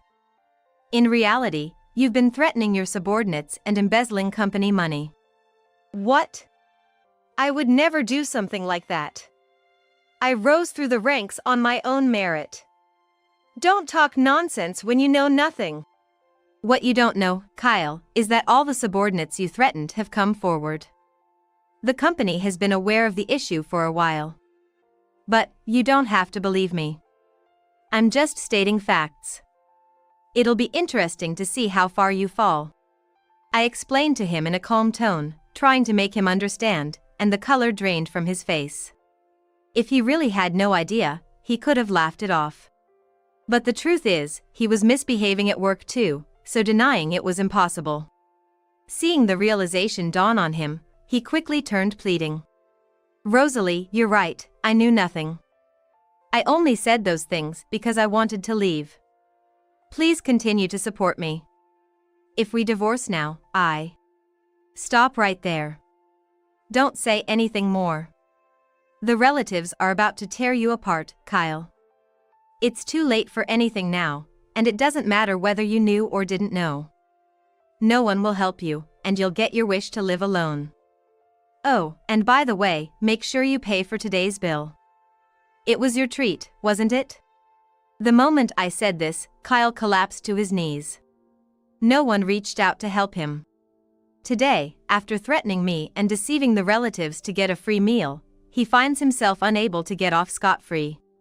Afterwards, I filed for divorce, and Kyle was sued by his company. Kyle ended up incurring a significant amount of debt.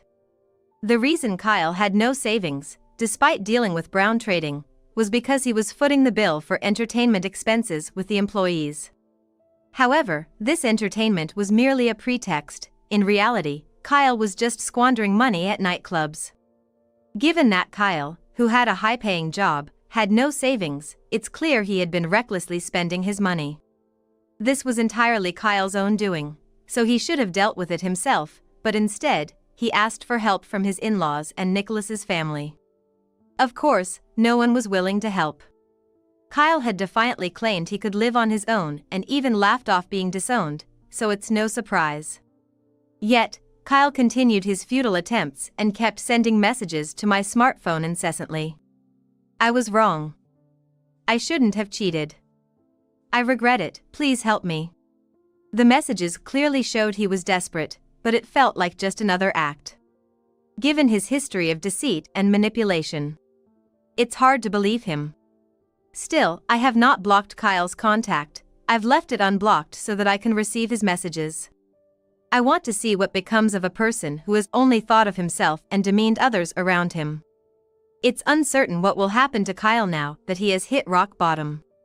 One thing I do know is that unless Kyle truly repents and changes himself, he will not be able to climb out of this pit.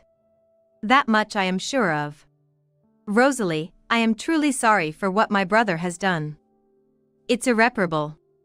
Nicholas apologized to me after divorcing Yasmin. The in-laws who came with him also deeply bowed their heads. I am a failure as a parent. I can't believe I didn't see my own son's true nature sooner. If only I had realized earlier, this wouldn't have happened. Kyle took advantage of your kindness, Rosalie, and did whatever he wanted. It was our responsibility to stop him. You all don't need to apologize. If anything, I am grateful. I had no one else to rely on, no parents or relatives, so thank you for always being on my side. From the beginning of our marriage, the in-laws and Nicholas had been my allies. That I was able to turn around the inherited restaurant was possible only with their support. They are genuinely kind and always smiling. They showed such fury on my behalf. That was incredibly comforting to me, who is utterly alone.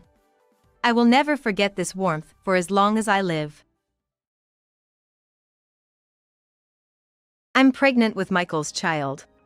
It'll be born soon. You should break up with Michael. Shocked by my sister's words, who suddenly showed up at my house, I was more dismayed than surprised.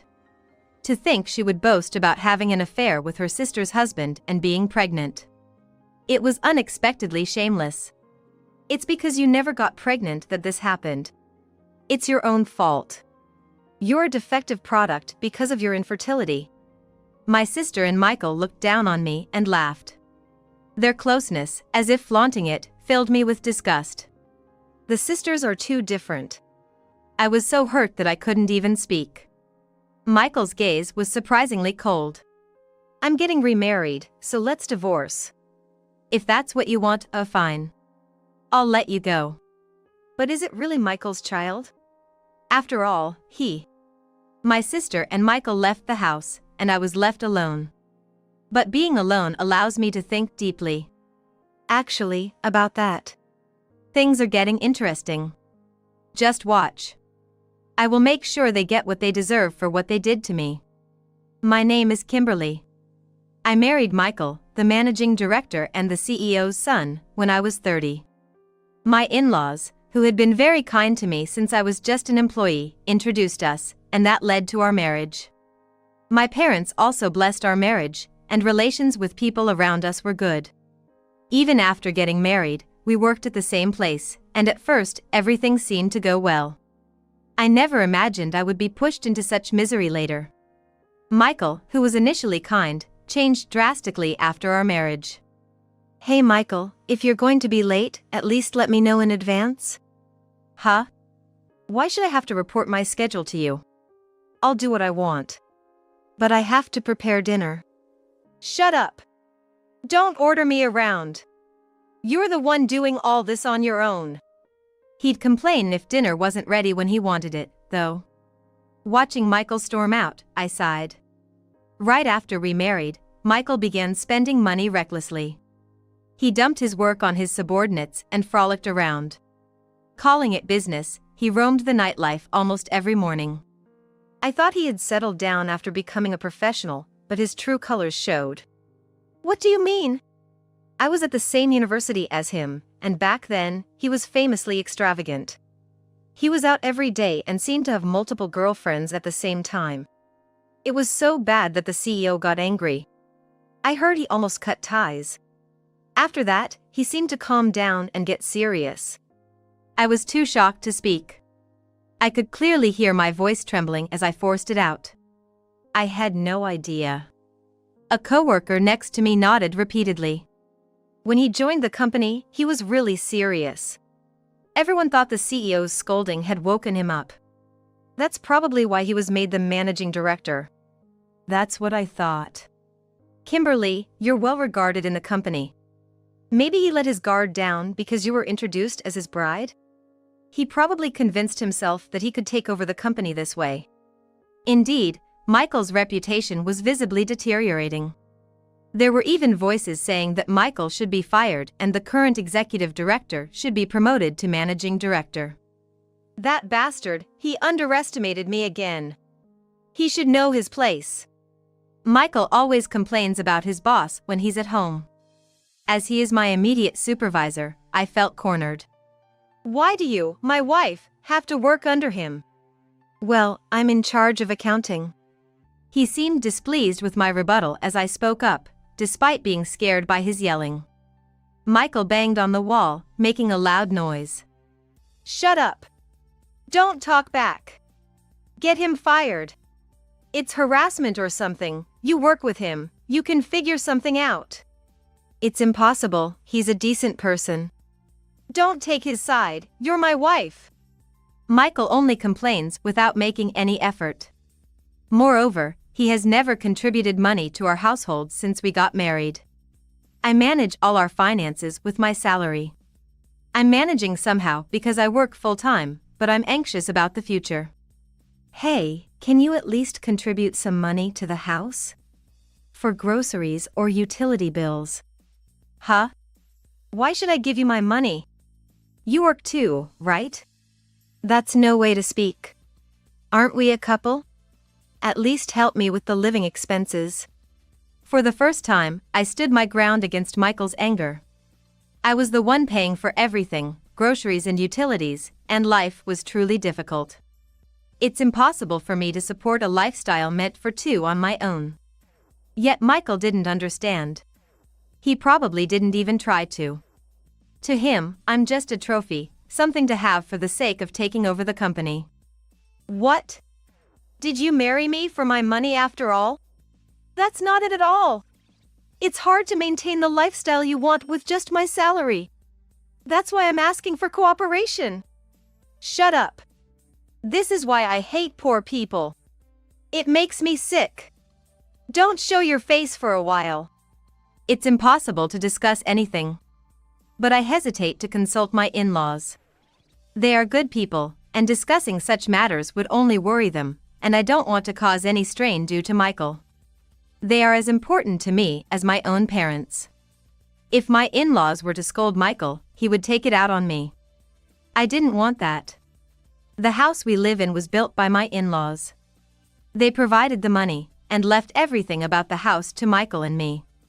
Back then, when he was still reasonable, it was fun to make decisions about the house together, but now it feels like a distant memory. But to repay my in-laws for their kindness, I'll try a little harder. I renewed my resolve and headed to work. As I remembered my in-laws' kindness, I endured Michael for 3 more years. Michael's behavior only worsened, and now he's notoriously a prodigal son. Moreover, he boasts about not contributing money to the household at social drinking events.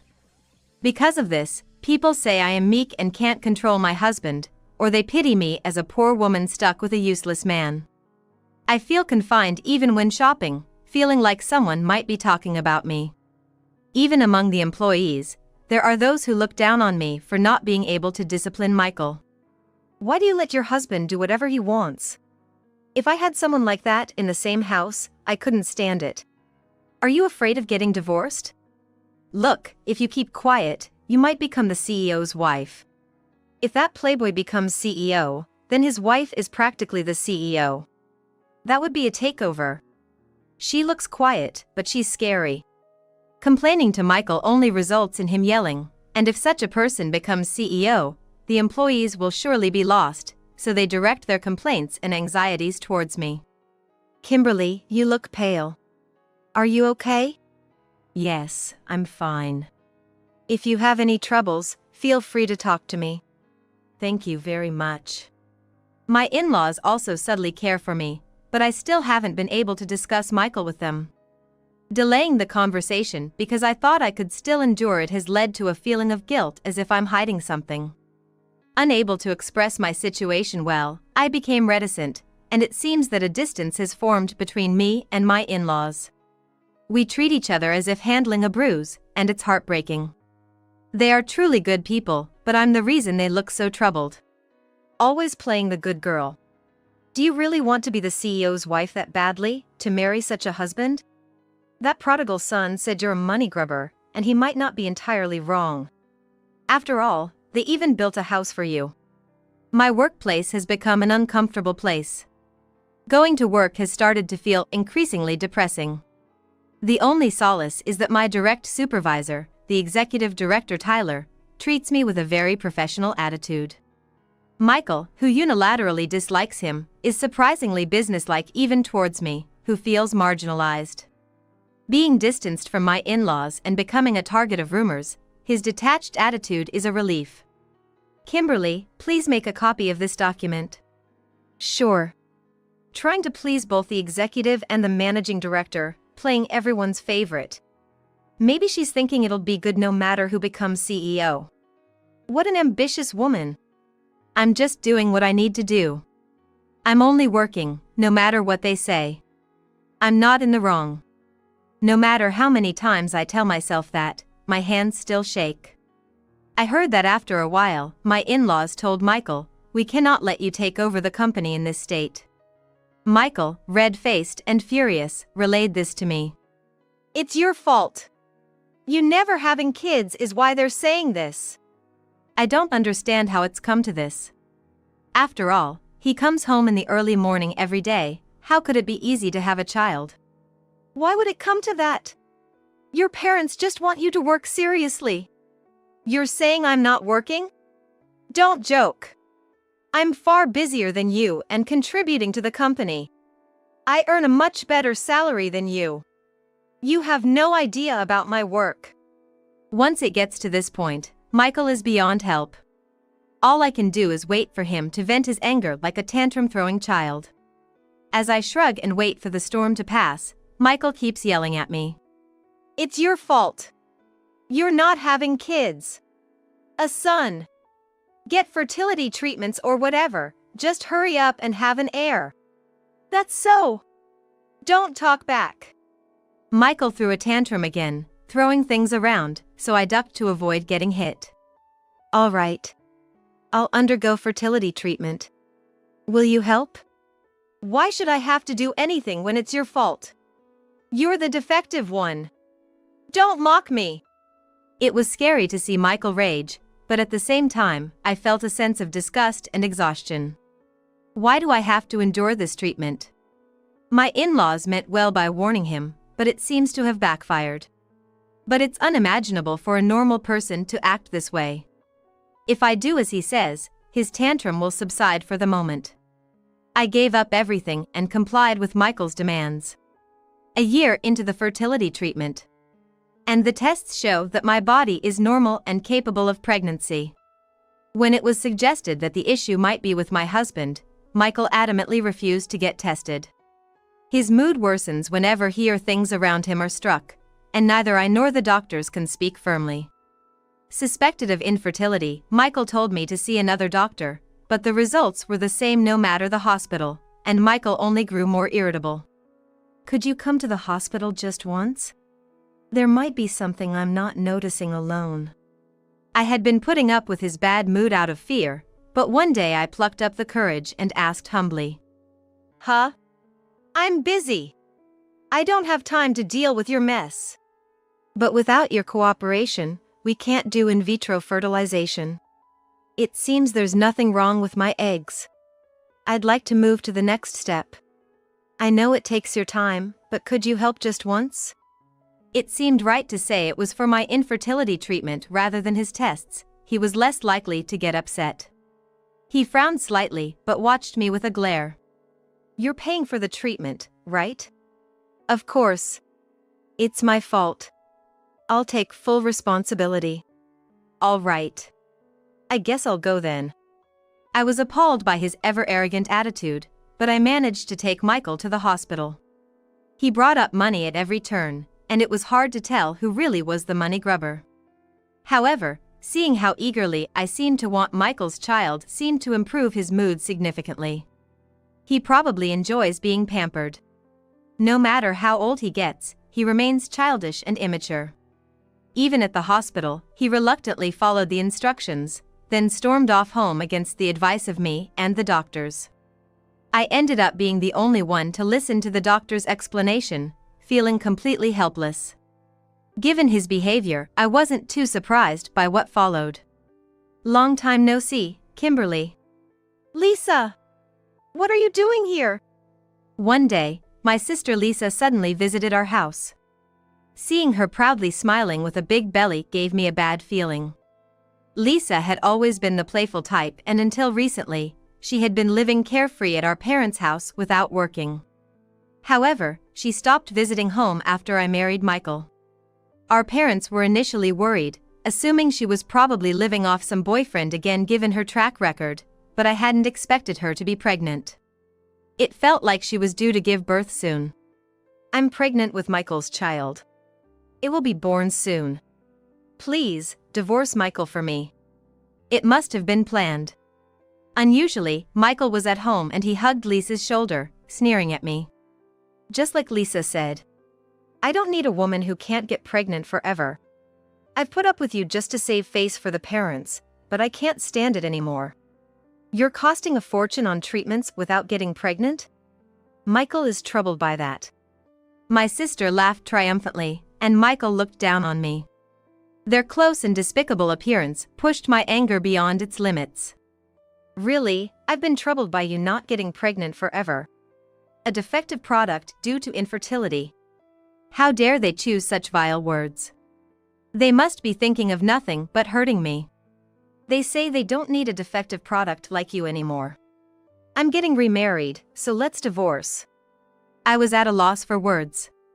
I knew he was a womanizer, but I never thought he would cheat with my sister. When I introduced Lisa to Michael, she was overly flirtatious, but I hadn't expected it to go this far. Okay. I'll get ready, just give me a moment. Judging that I had given in, both Lisa and Michael seemed pleased. What drives them to this extent? I don't recall ever doing anything to harass or hurt them, but it's surprising to see how much they dislike me to treat me this way. Hurry up, you know. Stress is toxic to the baby. If you had any decent sense, you'd celebrate your sister and husband's new start and pack your bags and leave quickly. It's surprising to hear words about decent sense from Michael. Being lectured on morals and common sense by these people is the ultimate insult. Or better yet, can you just leave now? A useless person who can't have kids doesn't need to be in the house. Go back to your parents. They're sweet on you, even if you're a failure. Hearing Lisa's words made my blood boil. My parents, who supported my diligent studies and encouraged me despite being plain. Yet they did the same for Lisa, worrying and scolding her for her late returns from her nightly escapades until now. I don't think my parents' love was unequal. In fact, I often felt that despite my sister's delinquency and my being somewhat of an honor student, there was no noticeable difference in how we were loved, almost making me feel less loved. What is she talking about? I suppressed the urge to shout back and feigned calm. It will take some time to pack and explain the situation to others. Please wait a little longer. When I pretended to be disheartened, Lisa and Michael were very pleased. Especially Lisa, who, while pretending to be displeased, couldn't hide the smirk on her lips. Her expression twisted as if torturing me was her greatest pleasure. I don't want to see your miserable face. Lisa's insincere falsetto was echoed by Michael. It would be a disaster if Lisa and the baby got sick. We have no choice but to rent a hotel for us today. Get out right now. Got it? After saying what they wanted to, they left the house. The house that my in-laws bought for us. They must have wanted their son to be responsible. And they treasured it. Even my parents were worried about my sister. The two of them just trampled over everyone's feelings. I'll get my revenge, no matter what. If that's what you want to, fine, I'll give you a divorce. I wanted to divorce too, so that in itself should be welcome. But I will never allow those two to be happy. Just watch. I'll show them hell. I made my preparations. I moved out quickly with my stuff packed, but I dragged out the divorce proceedings for various reasons. In the meantime, I actively worked on gathering evidence and rallying support from others. Since Lisa's belly was quite big, she would probably give birth while I was preparing my revenge. It's because they're not planners that things turned out this way. Being unmarried and giving birth must be tough, but it seems they're not really feeling it. They kept nagging me to hurry up and divorce, but there was no urgency in their demands. Truly appalling people. Are you sure it's Michael's child? After all, that man. Wondering about this, I decided to talk to my in-laws. They had already heard from Michael and Lisa, so it was good timing. Everything is ready. Now, all that's left is to show them hell. A month flew by, and I heard that Lisa had given birth. What right do you have to show up here? You're still clinging to Michael, aren't you? When I entered the hospital room, Lisa looked displeased. She must be enjoying saying mean things to me since she was smirking. Michael also glared at me, following Lisa's lead. I don't know what you've told my parents, but we're strangers now, so stay out of it. You got me scolded. That's because of your unreasonable behavior, I think. But it's useless to say anything. Oh no! My sister might be stalking Michael. It's troublesome. I have Lisa now. Truly blissful people. I held back a sigh and tried not to show my emotions. Congratulations on the birth.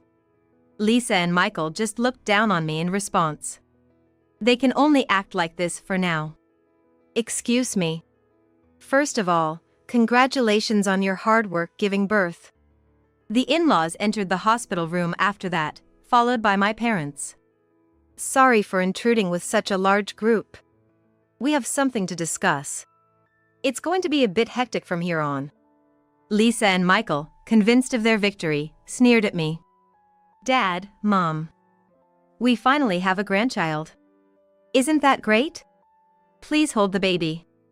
Lisa was already trying to charm the in-laws in a falsetto. The in-laws looked stern, and in their place, my parents spoke up. Lisa, it seems we've spoiled you too much. We never imagined you'd grow up to treat your own sister like this. We thought we'd always be on your side, but this is too much. You are no longer welcome in our home. You are cutting ties with you. Hearing this, my mother started crying. I told you countless times to be considerate of others, but it was all in vain. Wait, what's going on? Lisa was taken aback by the sudden disownment. I can't believe you would say that to me, someone who just gave birth. I don't want to be part of a family of poor people like you. Michael sided with Lisa. He put his hand on her and glared at my parents. How unreasonable. How can you say such things to a daughter who's tired from giving birth? Lisa, even if they are your parents, that's unforgivable. And then he said proudly to Lisa, I'll protect you, so don't worry. Michael. They were intoxicated with themselves, completely absorbed in their own world. I can't believe my sister, after all the care our real parents have given her, called them poor. The words she threw at them must have shocked my parents more than me, but they seemed prepared, unshaken.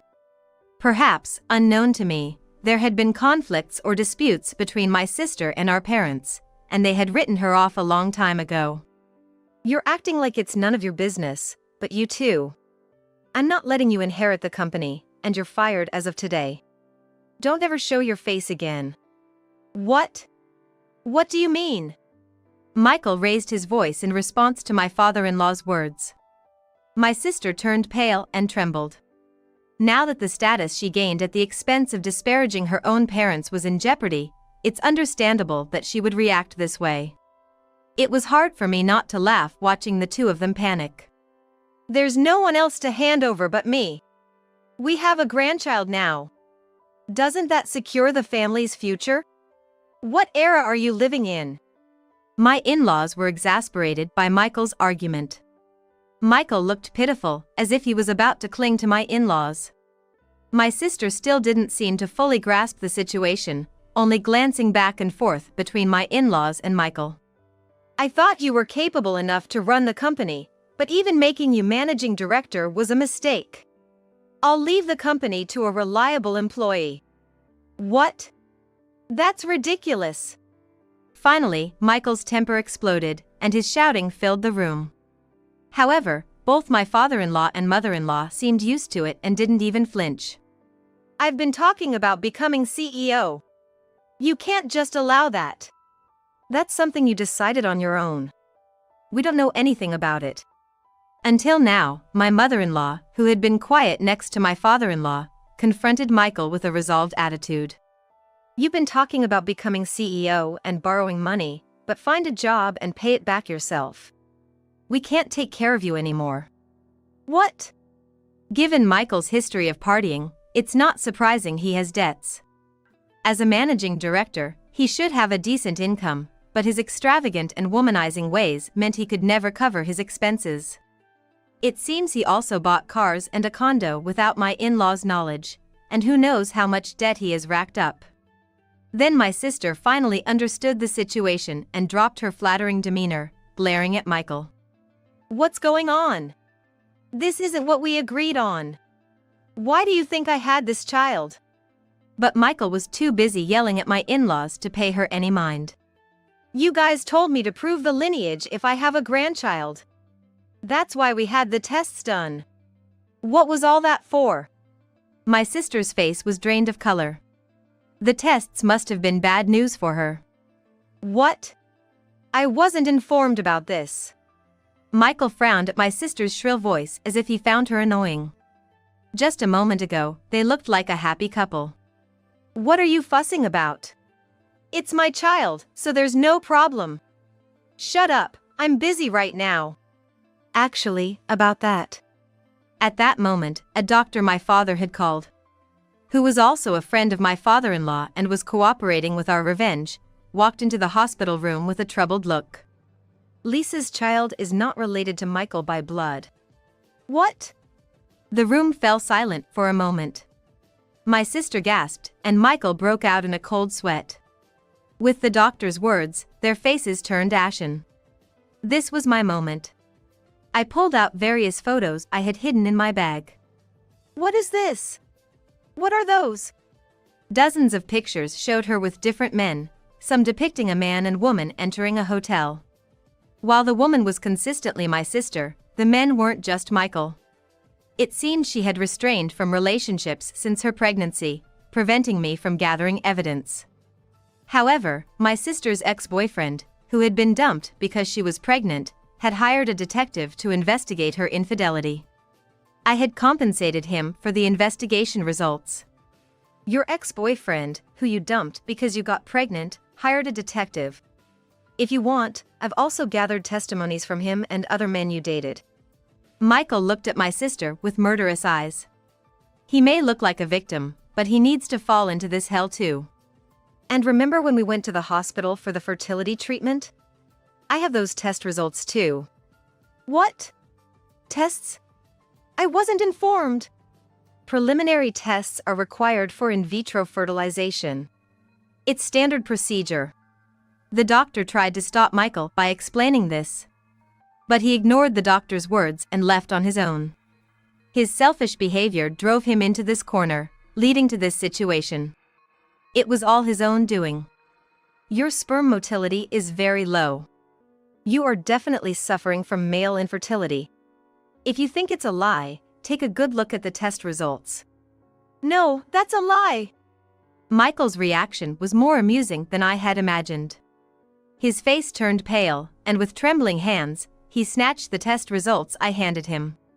He widened his eyes, repeatedly reading the content, and sweat broke out all over his body. His lips quivered as if he was about to collapse. The DNA test also showed that the child isn't yours, and the father is probably one of the men in these photos. I told Michael as he was shaken by the fact he was infertile. Then, Michael shoved the test results back at me and yelled at Lisa. You deceived me! You whore! But Lisa retorted just as fiercely. Shut up! It's your fault for being sterile. No way! It's your fault for being a whore. Michael seemed unwilling to accept the reality and glared at me next. What a mess. Hey! You're lying, aren't you? Can you believe this piece of paper? You're just harassing me. It's all revenge because you got dumped. The defective one is you. Defective, you say? My in-laws and parents frowned at his words. Whether he realized or cared about the atmosphere around him, the more Michael spoke, the worse he made his own situation. My test results are normal at any hospital. If you can't believe it, why don't you try getting tested at various hospitals yourself? Like I have time for that. Get real. Finally, my father-in-law raised his voice. It's you who needs to get real. Have some shame. It's disgraceful. Please, no more shame. It's embarrassing for Kimberly. With those words from my in-laws, Michael flinched. Instead of his yelling, Lisa chimed in. Your actions have doomed me too. What are you going to do about it? Shut up, whore. That's my line. You completely deceived me. Take the kid and disappear. An unbearable argument ensued. Ultimately, it's a relationship tied by money. Their true colors and desires exposed, it was embarrassing even to watch. You wouldn't have any good qualities if you didn't have money. An old flashy woman talking big. My in-laws and parents held their heads in dismay. I'm at a loss for words. How did they end up this way? I feel sorry for the baby. The child is innocent. I was worried about the child too. With such parents, the future seems uncertain, and it's questionable if the child can even be properly raised. Unconcerned with our worries, my sister looked at us. Apparently, she cared more about herself than her child's future. You caught a weird man, and now my life is ruined. What are you going to do about it? Take responsibility. Michael grabbed Lisa's shoulder. He looked ready to strike. What did you say? You. Don't touch me. You sterile man. I was utterly exasperated. I let out a long sigh, releasing all the pent-up frustration I had been holding back. Your reckless actions are your own responsibility, not mine.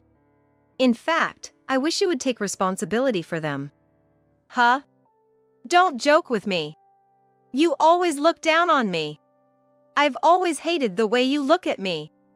I believe it was actually my sister who looked down on me for living so earnestly. Maybe my sister had her own reasons towards me and our parents.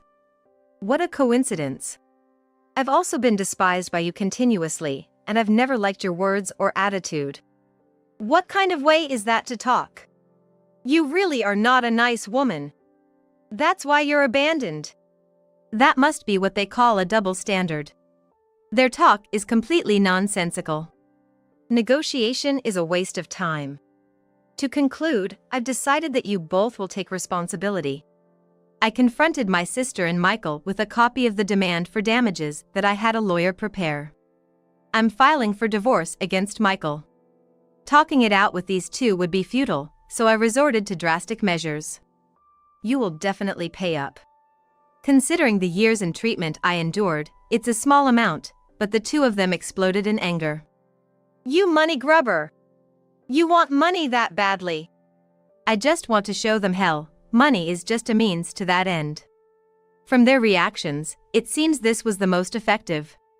Their disgraceful squabbling was too much, and it seemed our parents could no longer bear it, raising their voices.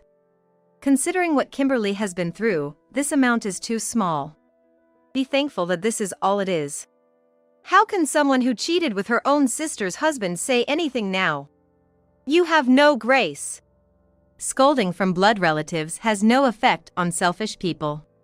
Their eyes glittered as if everyone but themselves were the enemy. The sight of them raving like madmen, even if anticipated, was frightening. If you say we're strangers, then stop pretending to be parents. That's right. You have nothing to do with us anymore. If they had shown some remorse here, perhaps the disownment might have been retracted. But foolish people prioritize their trivial pride and desires, oblivious to the consequences. Why did it come to this? Michael and I made eye contact. I had a bad feeling. But Michael acted before I could. He glared at me with murderous intent and lunged. Kimberly! It's all your fault. Ouch! I screamed involuntarily. But the expected impact never came. Tyler! You were here too! Tyler, the executive director who was outside the room, restrained Michael. My father-in-law, looking down at the fuming Michael, seemed sad. We've decided to let Tyler take over the company, so you can peacefully work. Michael had always despised Tyler. He had always feared that his position was being threatened. Now that his fears had materialized, it seemed his mental balance had finally broken. Like a child throwing a tantrum, he began to scream and thrash about. But Tyler, holding him, didn't flinch. I've always thought he was too much to handle, but I never imagined it would come to this. Are you all right? Please take him away quickly. Soon after, security arrived. They took over from Tyler, trying to escort the raging Michael out of the hospital. At this point, Michael finally realized he was in a pinch. He broke away from the security guard and clung to my leg. The tears in his eyes as he looked up at me pathetically were utterly repulsive. I was wrong. Please don't leave me. Don't you have any pride? Tyler spoke up for me, saying what I wanted to say. He then pulled Michael off me and protectively put his arm around my shoulder. It seemed that Michael had come to realize everything in this sequence of events. Fooling around. Ridiculing me. Don't think you're the only one who can have a good life. Whore. With his parting shot, he was led away, and I hoped I would never have to face him again. I can only hope that the trial progresses smoothly. Left alone in the hospital room, my sister saw Tyler holding me and changed color. You're also dating other men, aren't you? I don't know what you are misunderstanding, but she has done nothing unfaithful. I am the one who has fallen for her and am courting her. Embarrassed by his words, I wanted to hide my blushing face and looked down. My in-laws, my parents, and Tyler all watched over me warmly. Afterward, Michael and my sister were cut off from the family, struggling to pay off debts. Michael intended to marry my sister, but after realizing he had no money, she dismissed him and left him. Furthermore, she did not take the child with her, so my parents adopted her and named her Anna. She's a lovely girl. There was no issue with adopting her as it was the plan all along, but seeing my sister abandon her child in the hospital made me realize just how terrible a person she was. She was not fit to take care of a child. While my parents are primarily raising her, I, having returned to my parents' home after separating from Michael, am also helping. I continue to work at my former in-laws' company, maintaining a good relationship with them. My former in-laws also dote on my sister's child as if she were their own granddaughter. Surrounded by love, the child is growing up healthily. I heard that my sister was working in the nightlife, but apparently, she got hooked on a guy and disappeared. Michael, too, chased by debts payments, was deserted by several women who had been eyeing him as the next company CEO. Moreover, the massive debts payments seem endless, and like my sister, he is rumored to be on the verge of disappearing as those lending him money are reaching their limits. Years later, I married Tyler. We have 2 children and are living happily. Come on, today we're going to Grandma's house. Yay! I'm going to play games with my sister. Don't be too spoiled with your sister, okay? Anna, too, has a good relationship with us, and she is adored as a big sister by my children. Kimberly, watch your step. Thanks, love. Tyler has been kind to me for years since our marriage. He says he fell for my true strength and treasures me. With him, I am confident we can overcome anything and will always be happy. This must be a reward from God for surviving through hell. I love you. I love you too. I have finally grasped happiness.